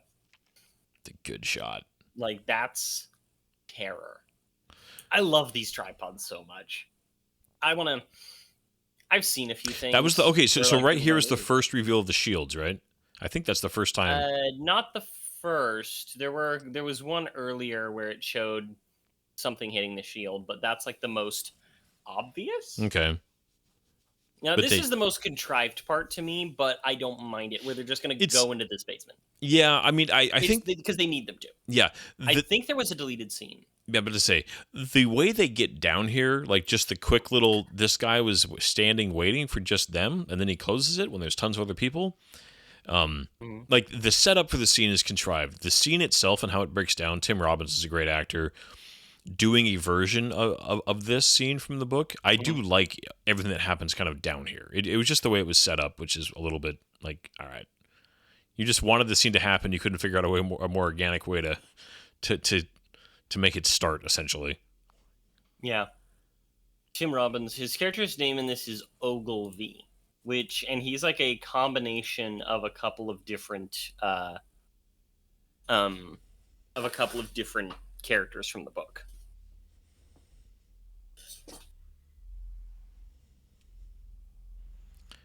Telling her, yeah, Robbie's gonna meet you. He's got that. Okay, what do you have in his belt there? It was like an action figure and a.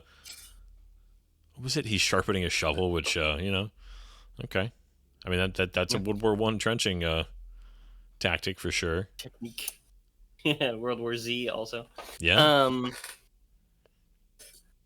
But yeah, I think that he's supposed to have a couple of things on him that are supposed to inform of kind of the tragedy that he went through that's kind of broken his brain.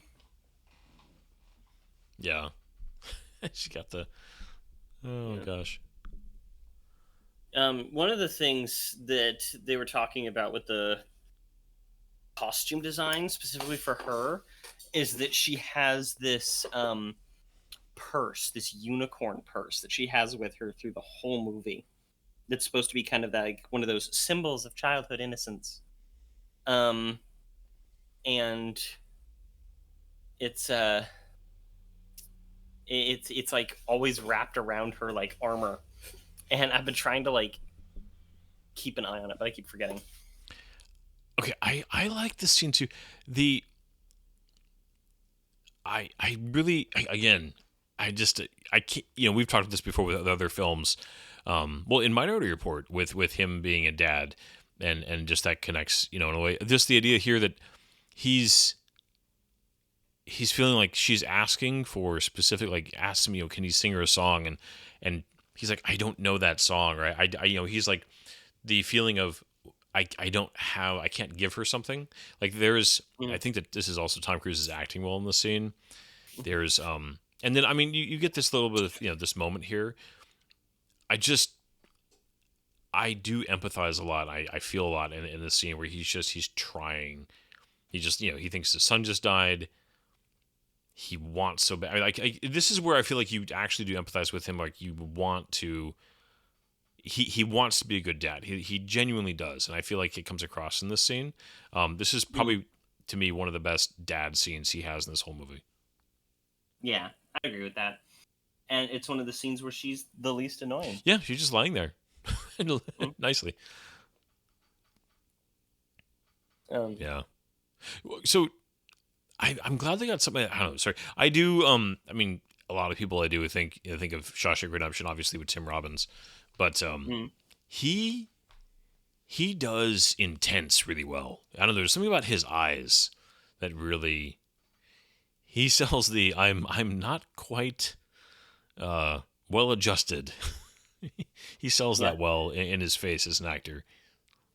For some reason, I can't think of a lot of movies that I've seen him in. He's done a lot of supporting work. I mean, again, Shawshank is the one reason why he's huge, because of just that one performance. But I'm trying to think of a specific. I mean, you haven't seen this. I mean, He's actually in Top Gun. He has a minor role in the original Top Gun. He's a Rio.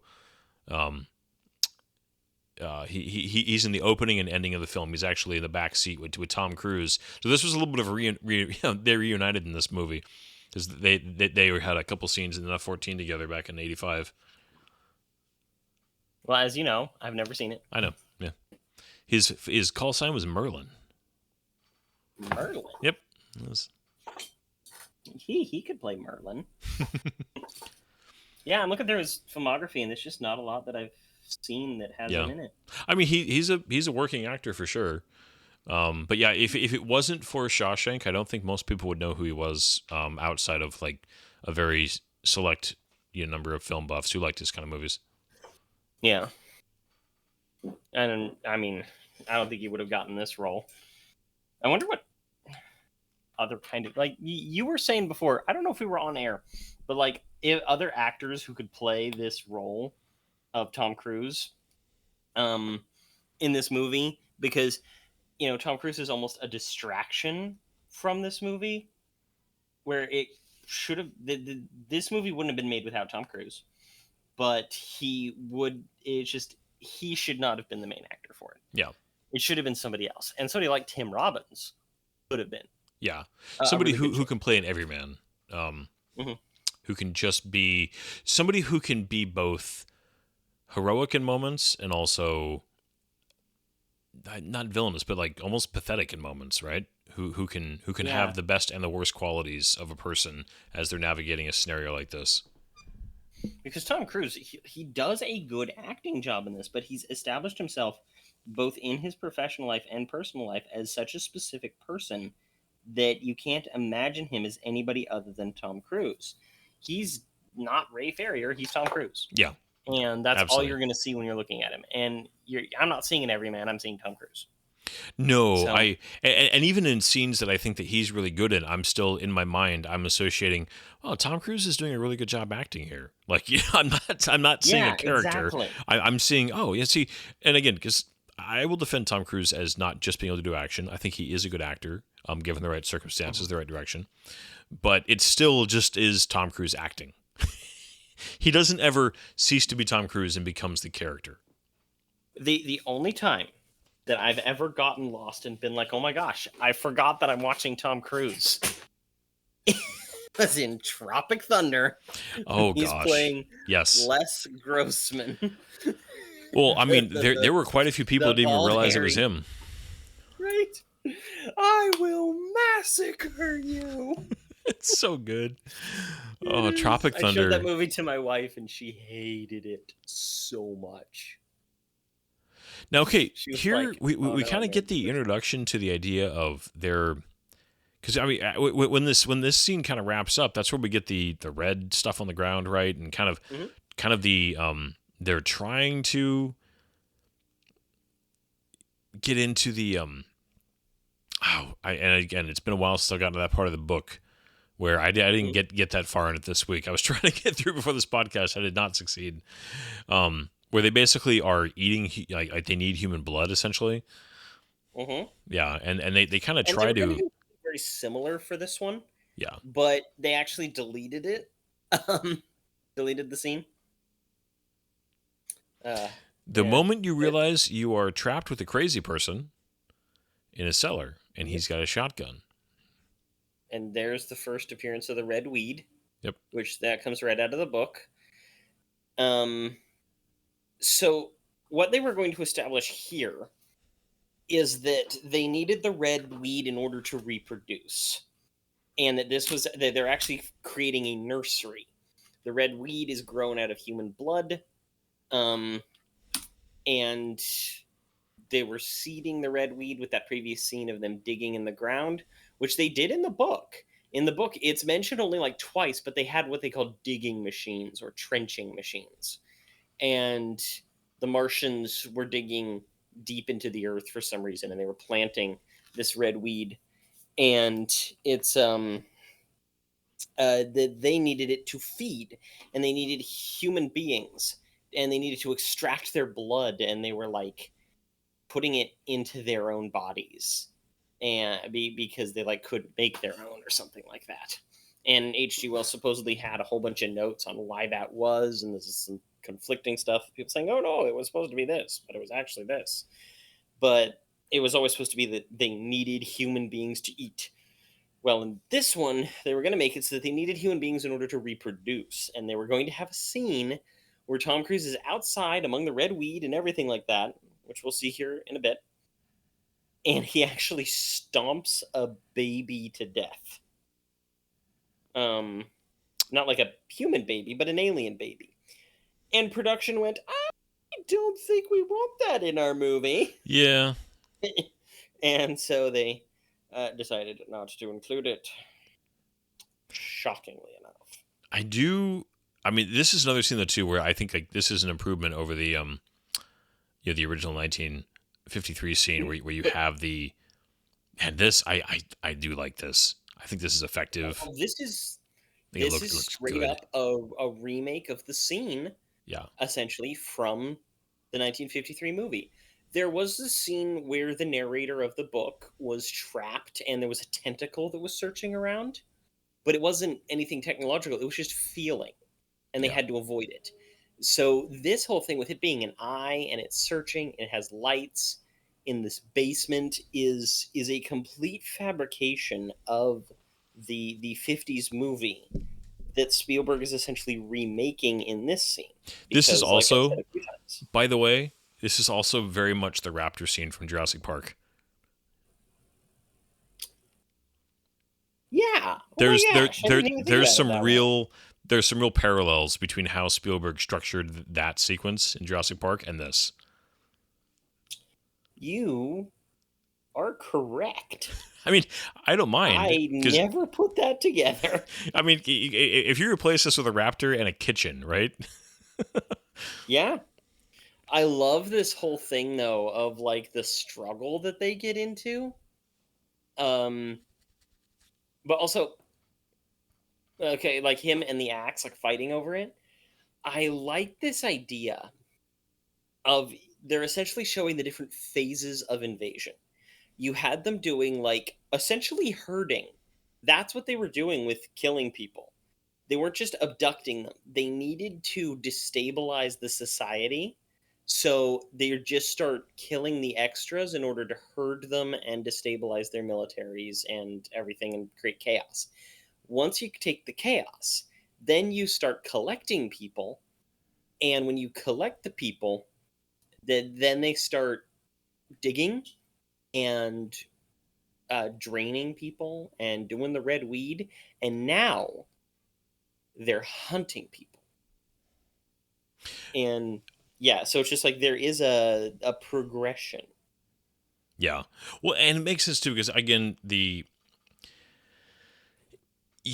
want it, you can't just keep killing everything forever. This whole thing with the mirror, I mean, it does, it's kind of funny, right? It gives you just, it's like I tricked the alien with a big old mirror.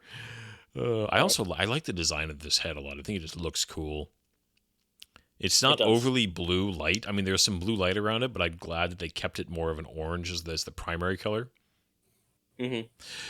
The but I was gonna say a good story like this can't just be because it can't just be nonstop large scale destruction because if that's all it is, it gets It's fatiguing and Independence it Day. gets less interesting as time goes on. Yeah, because like Independence Day Resurgence tried to, give a reason for what that those aliens are doing, which they eventually named them Harvester aliens. They're the Harvesters now. And like kind of what they were doing. And So were they smart enough um to realize there that they saw the boot and so it was a strategic decision to leave the boot to trick the head? I'm just did they think it through that good? yes, I believe so, because it even shows the scene where it wiggles a little bit extra and then goes still Yeah. if you're looking at the boot. So, out of desperation, they took her shoe off in case they had seen it. Did you notice a spider on her face? Yeah. I never noticed that. Like, I watched a video and I saw that scene. And I never actually had noticed the spider on her face, and that's horrifying. And here we have Oh. this. This is good. Again, New there is party. this is good tension building. This is, oh man, and then you get to see the alien. I also I am a sucker for good shadow work, like to kind of, Dude, you know, same. It's one of my favorite. Like, yeah, especially moments in if movies. you want to give an idea, just to engage people's imaginations before you do the actual reveal. And also Well, too, this it's a small reveals in thing. stages, Yeah. okay? Because like you have the tripods, then you have the tentacle, then you have the ripples, then you have the shadows, then you have these silhouettes, and you don't see them fully, okay? Like they're in shadow, and this is the first time you really are able to see its face in this scene here, and even then, it's slightly veiled. It's And this like they're tripods. onion peeling effect, you know? Yeah. But yes, they are tripedal. Tripedal. And then right there, you see it drinking the water. And that right there, that's one of the moments when you're like, oh, I know how the movie ends. It's dying. Yep. Like, it's drinking its own doom. Yeah. Yeah. This is, I mean, this is a sometimes I forgot, not sometimes, I forgot how long this scene was. Uh-huh. That they really let this thing go for a long time. Yeah.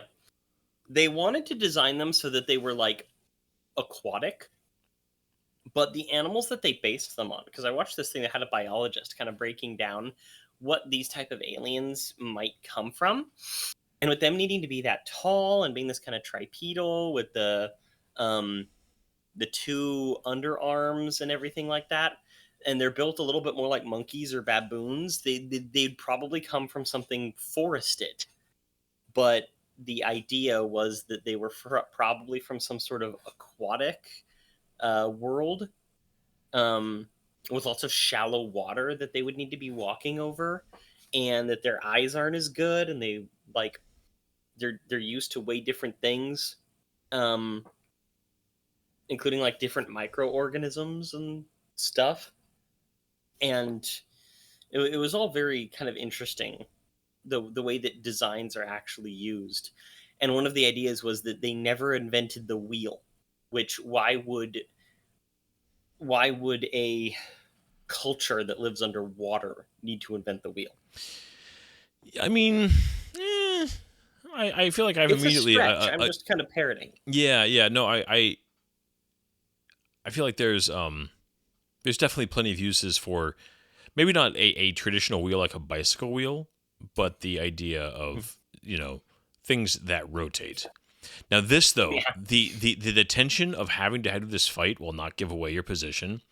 This is a simple but really good framework to have a simple struggle that has way more tension than just a normal fight over a gun, which we've seen a million times in film, right? Well, that's a Spielberg thing. He knows how to do that so well. Like the knife the knife struggle In Private Ryan. Saving Private Ryan. Oh my gosh, It's that type of that thing. scene just like guts me.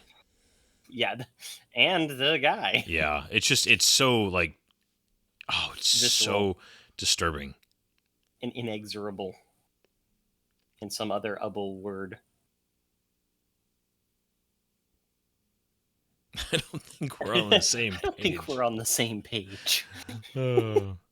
Also, too, having, I mean, I will at least give Tom Cruise some props, or that he did not win that struggle. I mean, granted, we have the scene coming up, but that they didn't let that go the way you would expect, having him in the lead. Yeah. Man, where you just get the red mist and, oh man, just Yeah. the movie And, like, really takes on a different tone here all of a sudden. Yeah, it gets a lot. It goes from an action already movie dark. to a horror film all of a sudden. It was already kind of an action horror, and this just kind of cements it. But yeah, him yelling after all that silence to suddenly have it screaming. And it's like right on his face. He looks so creepy in that scene. Yeah. Like it's the stubble and the look of horror and everything. Um, uh, I I Oh, love how this scene is this done. is a like, Oh, I forgot about that. and having the body mostly be behind the tractor and just the feet out, and then kind of up and the down. You just see this. Oh, this is a. Ooh, Yeah, and the little like that needle is is. an effective scene. Yeah, this is kind of brute force show don't tell. Like it's the big needle, and for some reason they have a clear tube so you can see the blood going up. It's very kind of brute force, Yeah, but you don't care because it gets the message across so clearly. But this scene here where he goes into the room and you don't see what happens, but you put it together, then Tom Cruise has to go commit a murder. It's tough. Oh yeah. It's Well, one again, of I those mean, scenes where you're like, ooh, doing you get it, but you don't like watching it. yeah. Well, and that's the thing is, I think that they, and it's funny that we've talked about this more than once together. This movie is a lot of people will casually throw out, oh, the beginning of this movie was pretty good, but the ending was kind of weak. I'm watching this and I'm like, I think the ending might be stronger, honestly. Yeah, I love it. They're talking about how the pacing dies in the third act. So I don't think so. I think it's a very complete story. It's just not the alien invasion movie that people want with Tom Cruise. They want big heroic Tom Cruise flying a jet that's gonna go destroy that big alien and everything. It's not that type of movie. War of the Worlds is about how humans cannot win this war. Yeah. They can try. They can fight back. They can fight back valiantly, like in the Thunderchild scene that we've never seen. But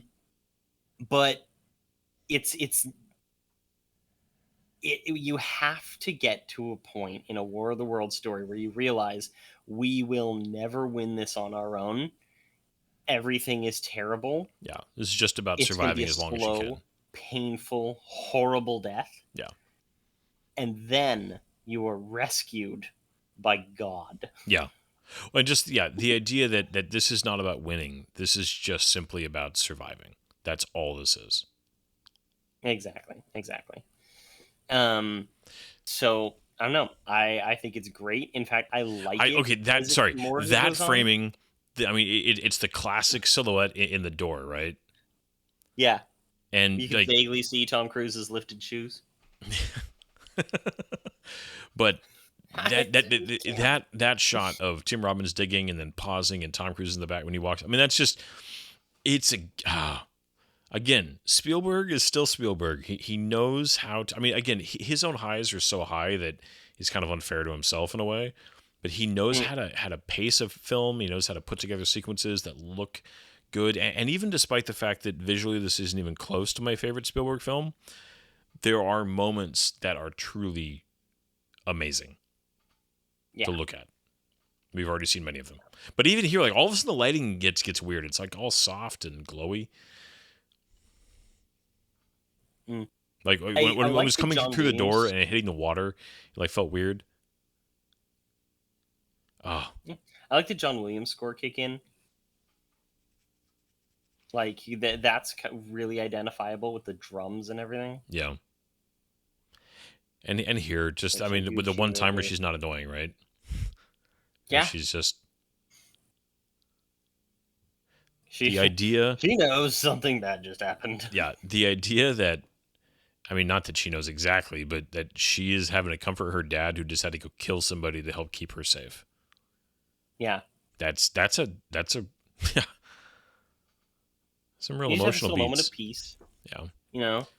And you get that feeling of, okay, maybe things aren't awful. Maybe there's going to be like a turnaround. And it's like, nope. It just goes from bad to worse. And hello. Now their scream actually is a little bit appropriate. Yeah. No, that's a very workable scream. That shot of the axe, that was a good shot. And then the like kind of the fluid that's coming up.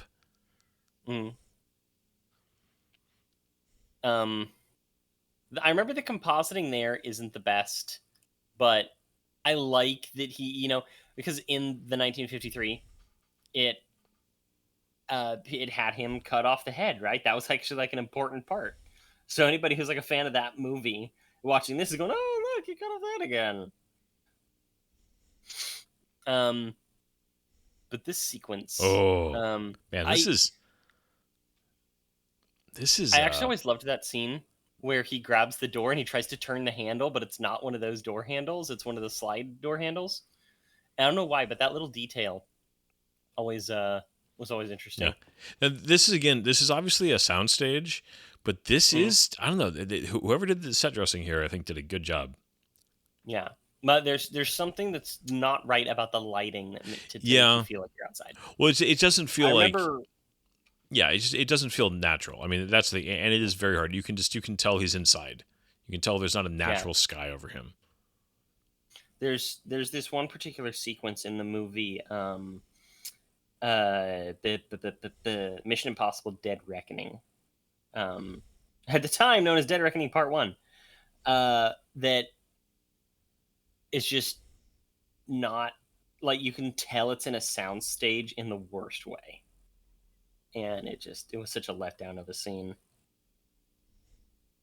Oh yeah, this is terrifying. Like, I love the tripod leg going into the water, and It takes the being whole hunted car. by this thing that looks like it looks like a flatworm. Okay, it looks like a tapeworm.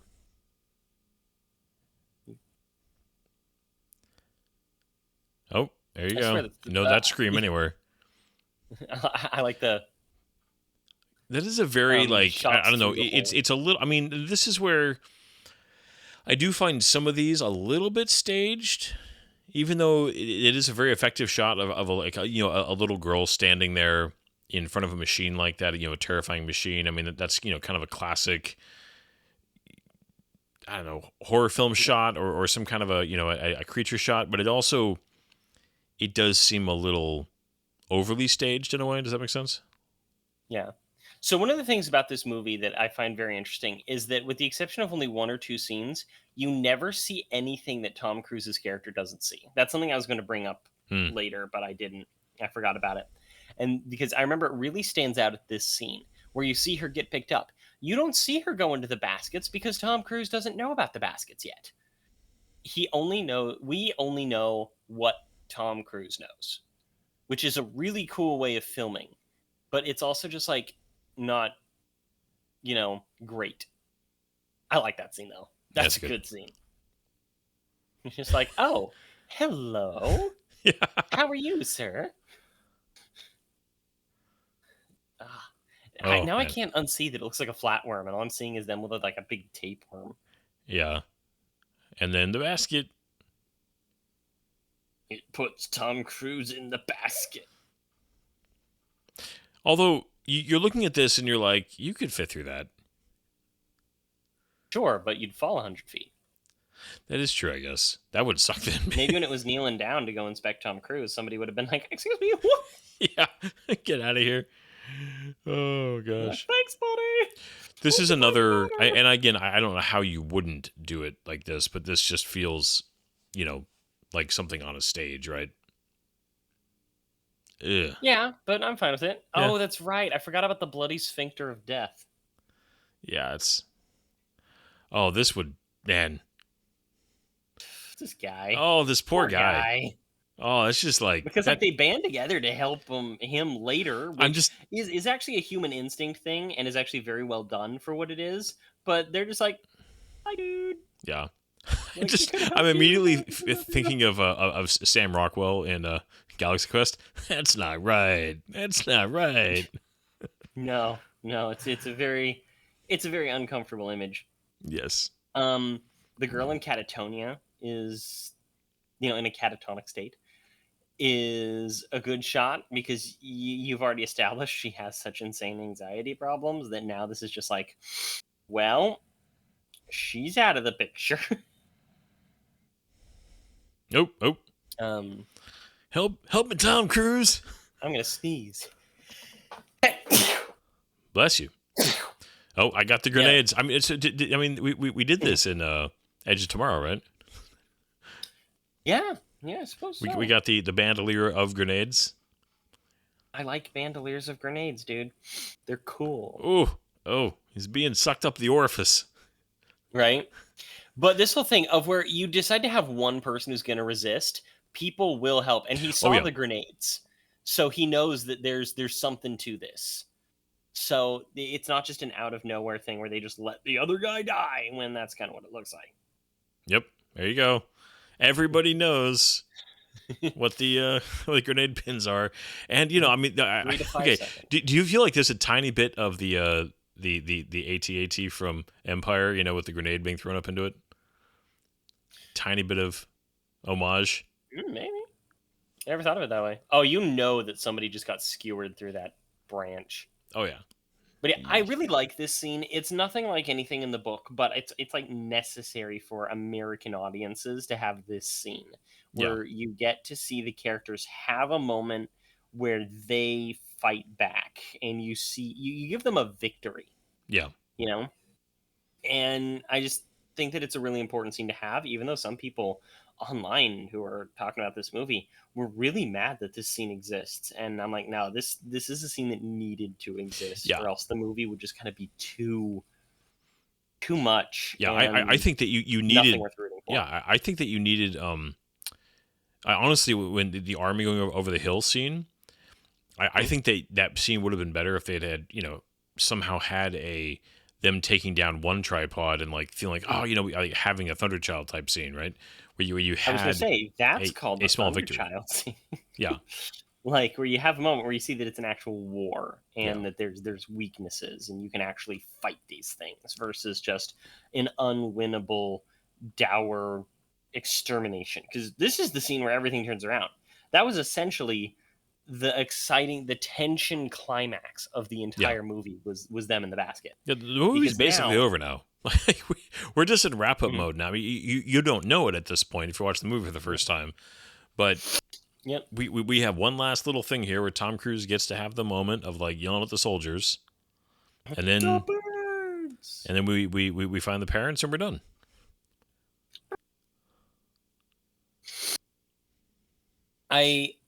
This is a good scene though. Yeah. Which is the tripod, like, because I remember seeing this scene the first time, and I was just like, okay, because I didn't know how they were gonna end it. But I was just like, is this supposed to be that? Okay, now they're fighting back, and I wasn't sure if they were doing the germ thing. Yeah.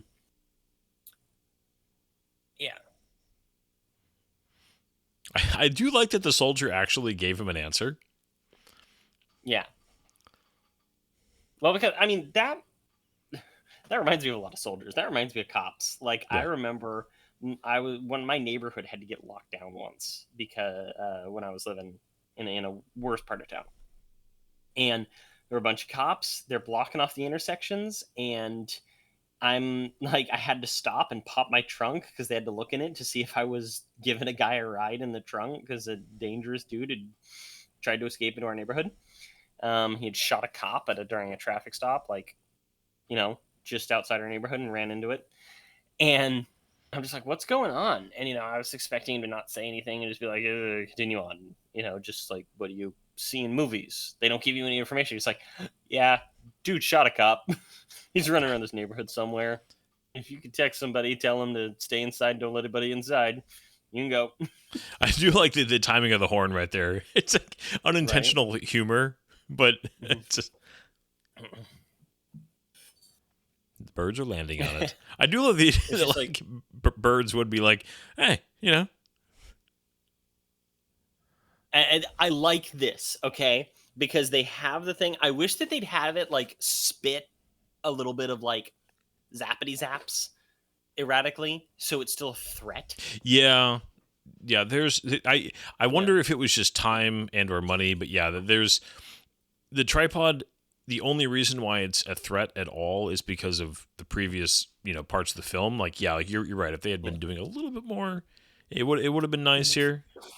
Like you see it pulsing a little bit. Also, that's not how a javelin hits its target. Just saying. No, because javelin launches up and then comes down from the top. It's Uh-huh. very I specifically do like how they this, work. though, Um, I like this scene. Oh yeah. No, I'm I just like saying. them hitting I him. actually think it would have looked cool to have a exciting. javelin behave the way they behave, because it just Mm, vectors straight up and then comes down from the top, where the armor is the Yeah. weakest on a tank. They also cost something like $30,000 a shot. Yeah, they're not cheap. Now that I'm hearing it, this music sounds just like Revenge of the Sith.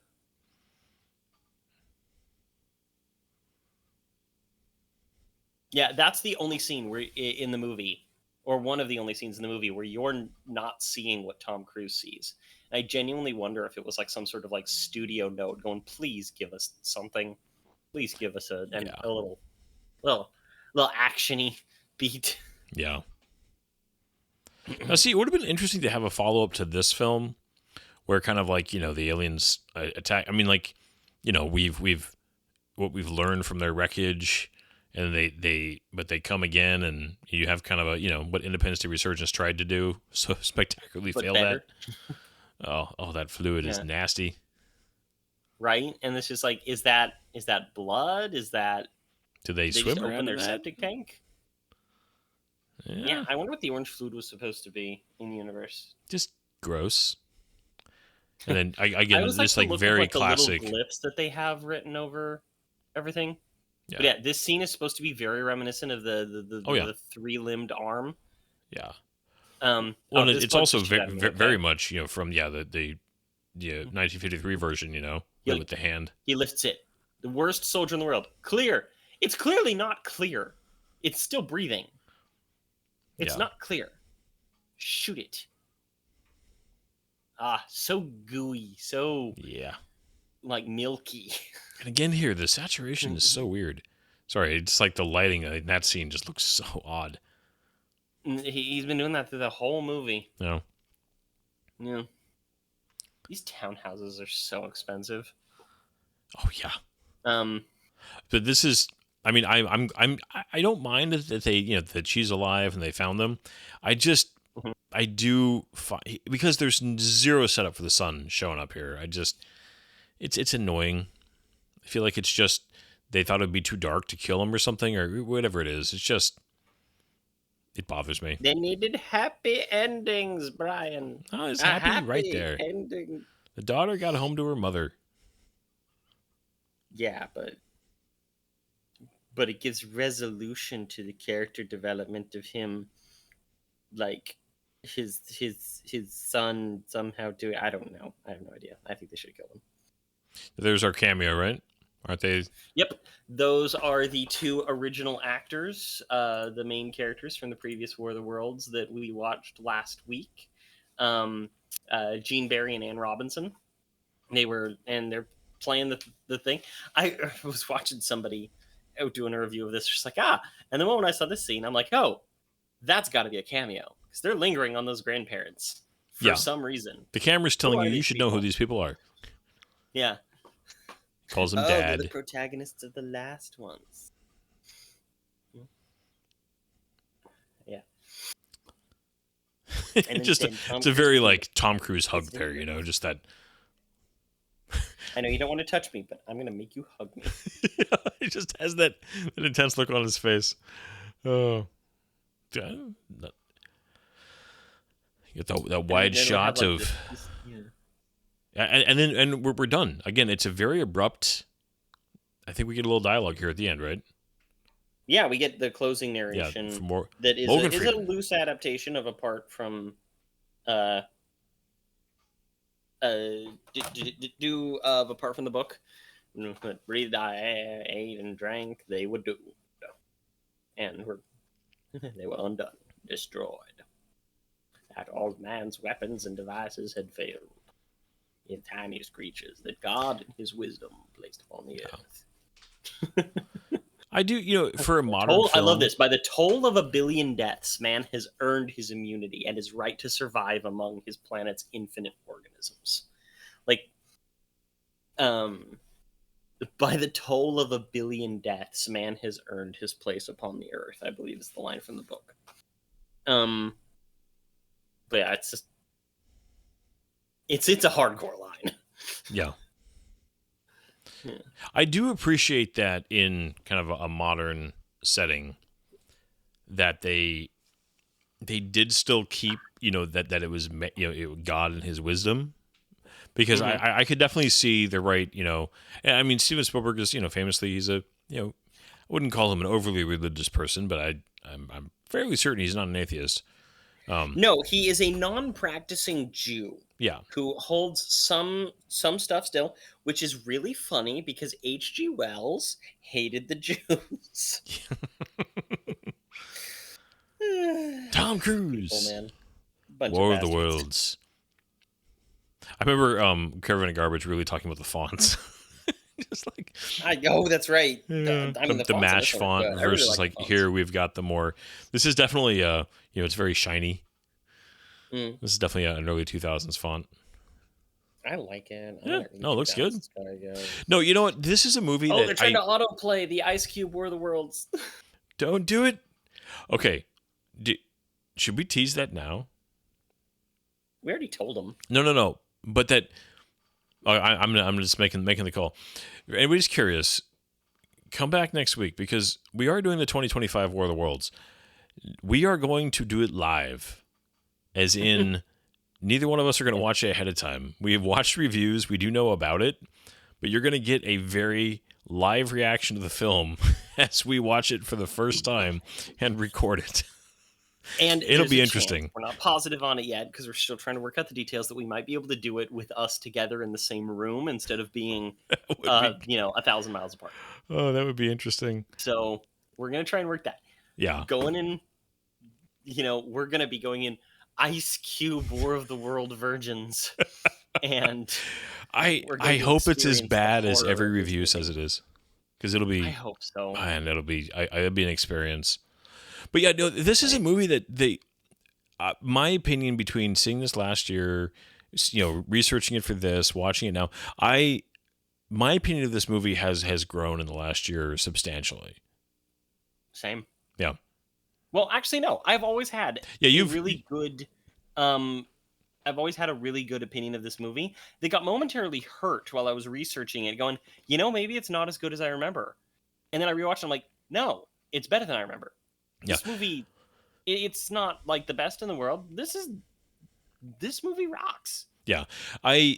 It does its job. Yeah, I there are definitely things that I would tweak about it. We've talked about casting, so I won't go back through that. And there's definitely, I feel like you could tweak Dakota Fanning's character to make her a little less annoying. There's definitely tweaks, but Yeah. this is still a very solid, at times, genuinely great science fiction film. Its highs are really high. And if you'd asked me a couple years ago, I'd have been like, oh yeah, that's right, that movie was just kind of a big disappointment. And now I'm like, what was I talking about? Because this was good. I do think it would have been characters better are- without Tom Cruise, but that being said, it's not. He doesn't make the movie inherently bad. It's just. It's distracting. I think that's really what it is. I think we've said versions of that already a few times, but he doesn't make the movie bad being in it. He's distracting because it's him. Yeah. I think that the characters needed to be more likable. I think he needed to be less of a dick. I think that the son needed to be less of a dick. I think that the daughter needed to be less annoying. You needed to be able to root for them more. By Yeah. the end of the movie, you do like them better. You see what Tom Cruise's character. That's just it. I should be saying Ray, but no, it's Tom Cruise. Yeah. You see what Tom Cruise is doing. His character, in order to step up, to not just be the guy who's trying to pawn his kids off on his ex-wife. Like, he's fighting for them. He's willing to get abducted into an alien basket. He's willing to murder a crazy man. Like, this is it grows on you. Yeah. And I think that it's really good in that way. But I wish that we hadn't started with such a high handicap, to where at the end of the movie, I'm like, okay, you got some balls. I want to be like, hell yeah, you survived. Good job, man. That was so crazy. Yeah. I'm so glad you didn't die. Whereas I'm actually like, I so wish that your son died. Like, Yeah. that's not exactly. How many the films selling do you of get to the end and you're best. like, you should have killed the kid? Yeah, exactly. Yeah. Yeah. Yeah. This So it's definitely. anyway, Yeah, it's not a masterpiece, but there was a lot here, and this is a movie. I do think if you had tweaked a few things, as much as we've said this before, without Tom Cruise pushing, this movie wouldn't have gotten made. But if you had done this movie, I think with a different actor and done some tweaks, I think this movie could be remembered as a masterpiece. do you know how much money this movie made? Fake Bodies by Steve Johnson. It. Sorry, I just saw that. Oh gosh. I know it was super successful. I mean, yeah, a little over 600 million worldwide. Yeah, $132 million budget, and it had its marketing was actually fairly low because they didn't want to show the tripods. They probably saved a lot of money on that, so probably like $200 million total. Yeah. And it made $603.9 million according to Wikipedia, which is just a huge success. But all this stuff supposedly said that it actually made less money than expected because of Tom Cruise's antics. It was number 4 for the entirety of 2005. Okay, you had number 1 movie in 2005 was Harry Potter and the Goblet of Fire. Number 2 was Star Wars Episode 3: Revenge of the Sith. Number 3 was Chronicles of Narnia: The Lion, the Witch, and the Wardrobe. Then you had War of the Worlds. Then you had like King Kong, Madagascar, Mr. and Mrs. Smith, Charlie and the Chocolate Factory. Batman Begins was not super financially successful. No, that's a movie a lot of people forget. That movie did not impress at the box office, even though I like it very much, and obviously it spawned The Dark Knight. Where it took off, I was actually reading this the other day. Where it took off was home video, rentals, and merch. People wanted that Batmobile, okay? Yeah. And then you go to freaking Dark Knight, and it's the first major movie to cross $1 billion. Yeah. First superhero movie to cross $1 billion.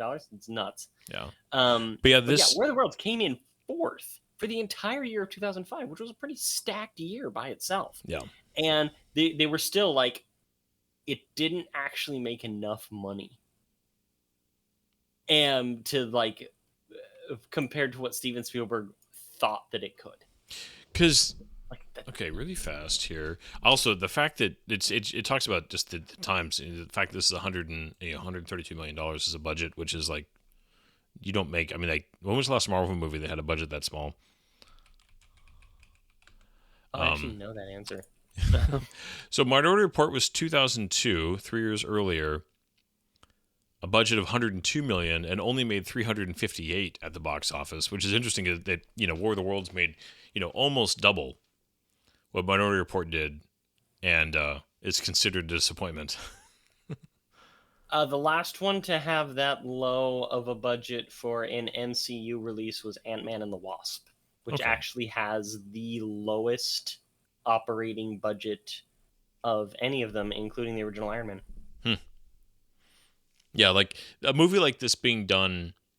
I mean, and this is we could. I don't want to shift this whole podcast into a box office discussion, but one of the biggest problems with the modern movie industry is budgets are just out of control. They got to figure out how to make movies for $150 million again. The whole $250 million budget is just you can't do that. Do you know what the budget was for the Marvels? The Marvels? The follow-up one that did so bad? Yeah. What was it? The one that made $206 million worldwide gross. I bet with marketing, I'm sure it was actually more than that. $270 million. That's $30 million less than Infinity War. Okay? Yeah. Like, that's insane. Yeah. And it's just those things just kept ballooning. And Captain America Brave New World technically has a listed budget of $180 million. Oh, it's like double that in real life. Oh, it's close to $400 million. Well, it's the same thing with like Indiana Jones and the Great Circle. Not the Great Circle, that's the game. Sorry. That's the game. Dial of Destiny. Oh, Tahoe You, Fest. you know, they have like a $40 million budget, something like that, because it just man, Dude, and it's just like the first 40 minutes of that movie are great. yeah. But anyways, this Yeah. movie, I think, yeah, I've kind of live with you here. Not as strong as like it's come to mind as Punisher Warzone as like a movie that like while doing this podcast I kind of came around on in a way that I didn't expect. But it's similar as far as just if you would ask me just to give I think at the beginning of this podcast I kind of gave it like it's not quite but no I enjoyed this. I definitely got caught up in it multiple times. There's a few shots that were just beautiful. And the entire ferry sequence I think is just fantastic. The opening attack is fantastic. I think the majority of what happens down in the basement is really well done. Yeah, this is. I mean, I would Every time recommend the tripods are on anybody screen, who this movie's hasn't. great. Yeah, anybody who hasn't watched this movie in a while, that they kind of like us are like, no, that wasn't actually good. Like, I go back and just try to watch it again with an open mind about what it is and not what you wanted it to be, and I think you'll find something here worth revisiting. And it's also worth at least looking up a YouTube video going over what happens in the book, if not actually reading the book yourself. It's brief. There's some free audiobooks online because it's not open source. What's that word? Public domain. What? Public domain. Public domain. Thank you. And but unabridged. It's only like 5.5 hours. It's not that long. I say that as somebody who didn't get through it in a week, but it's not a super long book. So, yeah. You'll understand how great the Thunderchild scene is. I'm sorry. I'm really talking that up. It was my favorite part. It had a genuine effect on me when I first read it, and I was so disappointed that it hasn't been in any of the movie adaptations so far. Yeah. However, I think this one's going a little long, and it's about time to wrap up. We should. But this has been fun, guys. It has been great. Join us next week as we put ourselves through the Ice Cube version of this movie from 2025. So join us for that. Good night, everybody. Good night, everybody. There's doors and corners, kid. If you don't clear the room, if you don't come in slow.